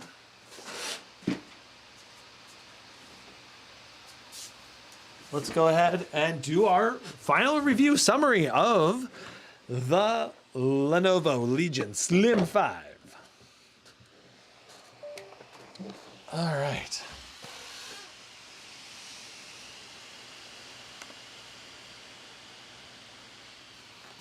Sweet. So, Deadbeat says, thank you for the recommendation, everyone. Gonna order the 3070. Going from the Nitro 5 to the 3050 is gonna be a big jump. Yeah, it will be. Congrats, man. All right, have fun with that, man. Okay, all right, so let's do our summary. What's up, and welcome to the final summary review of the Lenovo Legion Slim 5. We have tested all of these things in the full live stream, and there's going to be timestamps down below if you want to jump around to wherever whatever topic you're most interested in or test you're most interested in. Comparing this deal versus the other top deals out there right now, the Lenovo Legion Slim 5 at $1349, the full retail price, is a bad deal. It's only a 6-core Ryzen CPU, though the Zen 4 CPU did very good overall. Did not prove a weakness for this laptop in gaming at all. Warzone 2, very CPU-bound game, did very well. More than 100 FPS at times. On the low side, did about 90 FPS, which is very good for a Ryzen 5.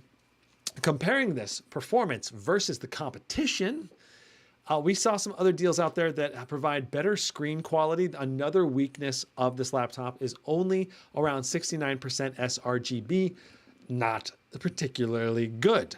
But the display is very bright, above 300 nits, 325 nits, makes it, or 324 nits, excuse me, makes the laptop very usable in brighter environments, though probably not direct sunlight. It would still be a little bit dim for that. The unboxing of this laptop is super basic, very simple box. This was shipped in, nothing special, very budgety unboxing experience.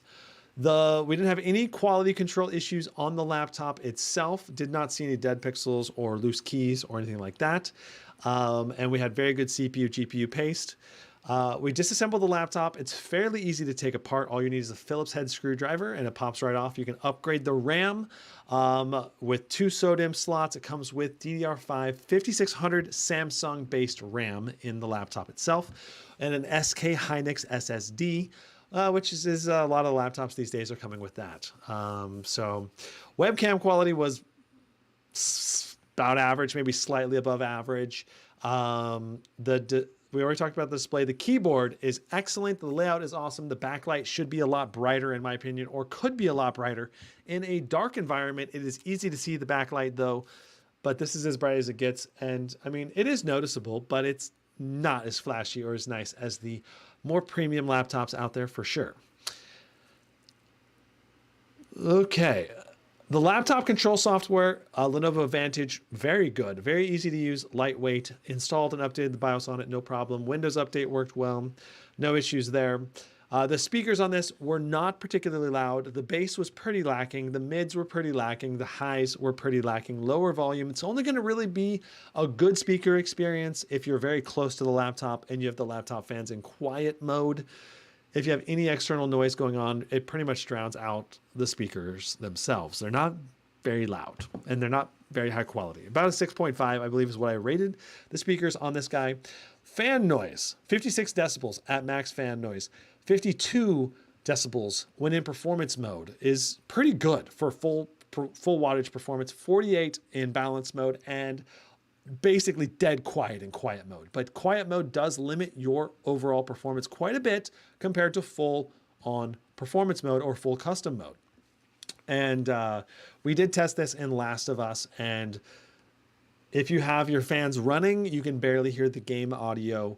If you have the fans in quiet mode, you can hear the game audio, but it's still not particularly, I don't know, it's almost like if I was running my Blade 18 at 30% volume, like literally, that's the sound I'm getting from this.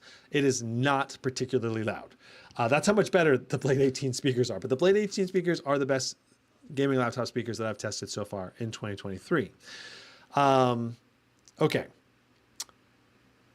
Cinebench R23, only 12,800 or so in Cinebench R23. Not very good value for your CPU multi-core raw performance At $1,349, that's very poor. At $1,000, that's about average. It's not bad at $1,000 if you get this on sale at $1,000. Good CPU performance for your money. Time Spy, we got 10,500 or so.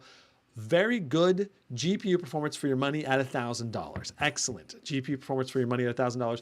At $1,349, pretty mediocre GPU performance for your money, because you can get a 4070 that has even better screen than this for less money. The Nitro 16 4070 for like $1,269 or something like that.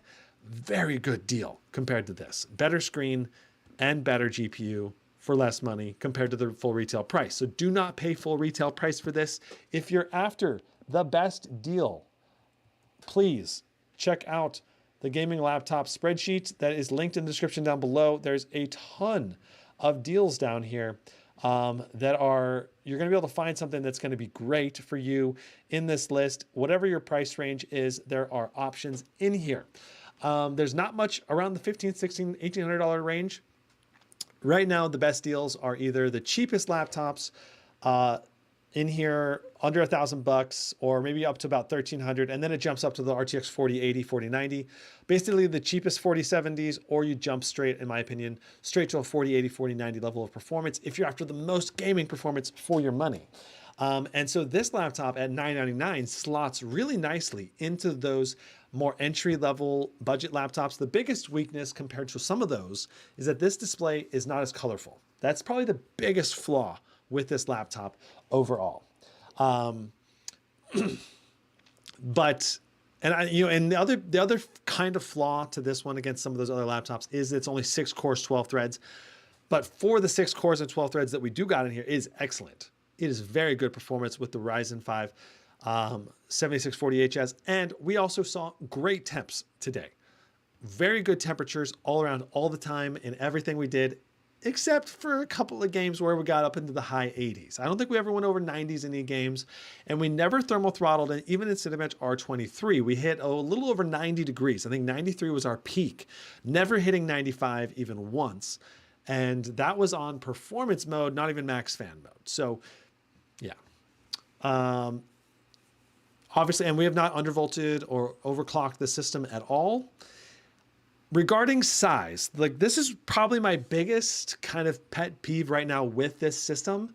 The size of this machine is so similar to the Legion Pro 5 and Pro 7i. It is, if it's thinner, it is not much thinner at all. Like, I am sorry. Like, they're claiming this thing is thin, but like the design, it has the same keyboard. It has almost the same thickness. It has literally the same display as the Lock 16, and maybe it's the same size display as some of the, it's a 16-inch display, just like the Legion Pro 5 and Pro 7i. When you compare this in terms of thickness to the Zephyrus G16, the Zephyrus G16 is noticeably thinner and noticeably lighter weight.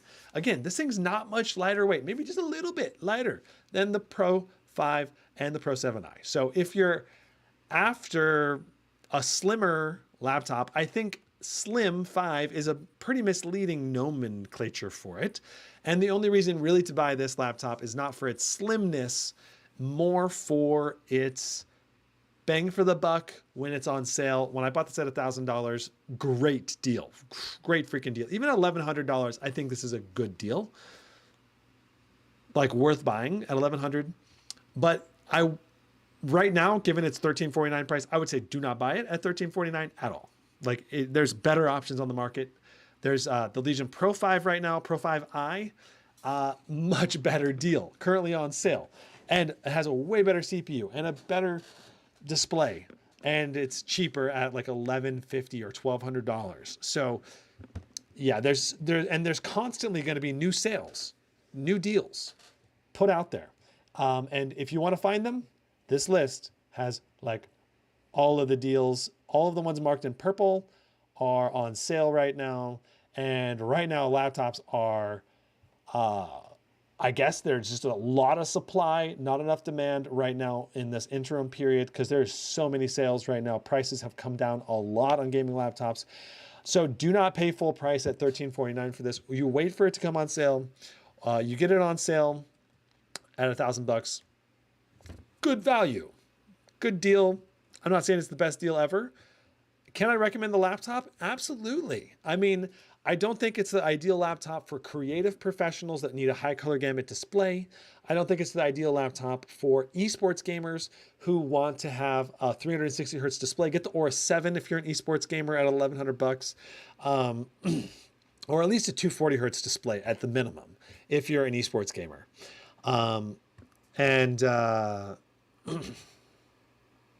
Yeah. But I think for someone who's a Lenovo fan and you're a college student or you're a business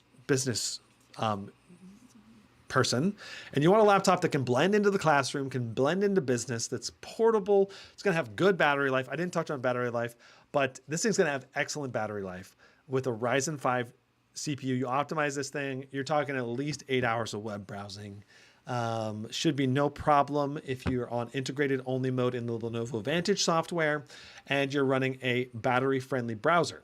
And you might even get well more than 8 hours, to be honest. You got a good sized battery in here. Overall, can I recommend the laptop? $1,349, no. $999, absolutely. Great deal at $999. $1,100, still a good deal. But I still think some laptops, there's some better options out there at $1,100. At $1,000, this thing's like very competitive with almost everything out there, with a couple of exceptions that I would probably recommend over it. But that's going to go up and down depending on the deals that are going on. But this is going to be a general application summary, you know. So let me go ahead and check chat and see if you have any final comments or questions. Compared to the tough A16, this thing's way better. Compared to the tough F15, if the F15 is on sale with the 4070, I will go with the 4070 tough F15 for like, I think it was $1149 when it was on sale. Way better performance out of that because you also have a better CPU in that, I believe. Going to the Slim, you end up compromising cooling. I disagree. We saw excellent temps today. I mean, most of the games were like in the 60s, 70s, maybe even in the 50s for almost all of the temps. So I don't think you're compromising cooling. In terms of quality, this Slim 5 feels sturdy. Like, it feels good in the hands. It feels just like the Legion Pro 5 or, you know, the Pro 7i in terms of rigidity and build quality. It feels good. It has the same keyboard, literally the exact same keyboard, just different backlighting. Yeah, so I wouldn't say you're compromising cooling or quality, more the display quality. Display quality and the premium features like the speakers, the display, the webcam.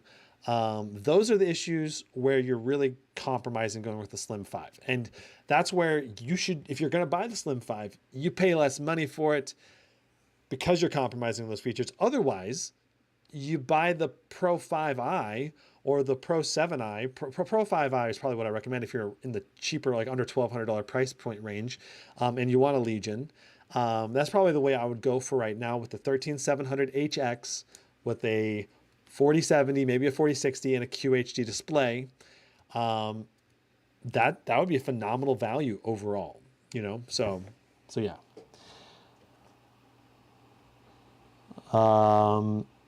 Outdoor Adventure says Acer Nitro 5, 17-inch screen, 16 gigs RAM, 1 terabyte SSD, 7840HS, 4050, worth $1K.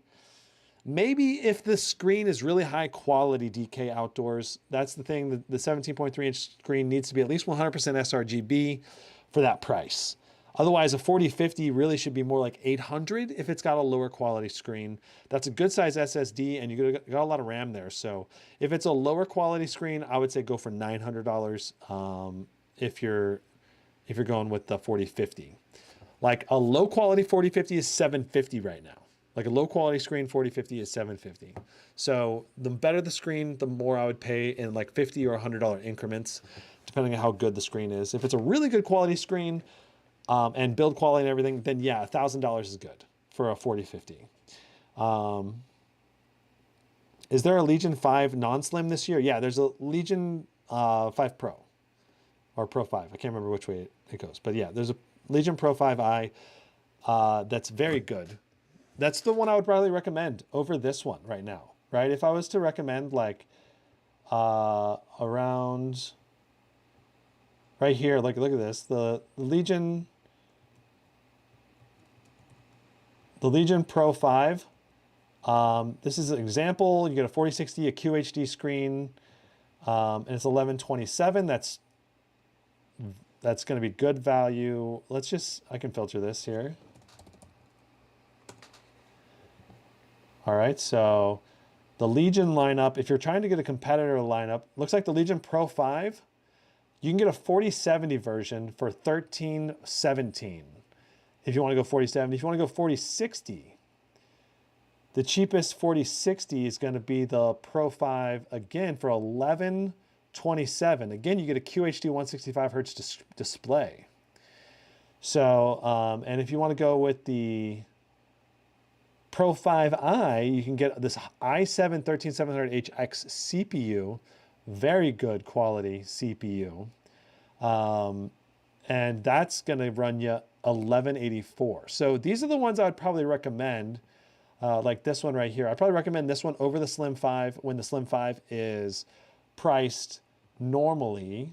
If the Slim 5 is down to $1,000, then yeah, I can recommend the Slim 5 probably over this one in terms of value. But yeah, you are compromising on screen quality if you go with the Slim 5. At least with this unit, depending on which Slim 5 you go with, right? Because some Slim 5s have high quality displays and some do not. Like here's the Slim 5, has a QHD display. And that's going to be like very similar display to the Pro 5. Because it's the same size display chassis. It's not like it's that much different, right? Okay.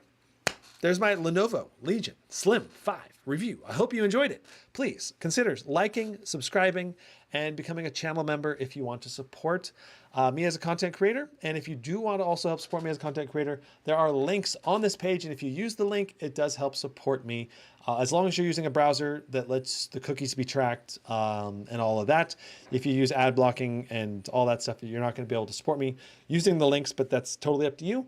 Whatever you want to do. And again, as always, no pressure to buy at all. I'm here to just be as helpful as possible because that's the core ethos that I have in my reviews. The more helpful I am, I think the more successful I will be in the long run. So thank you very much for watching. I'll see you in the next one. Brandon out. Huzzah.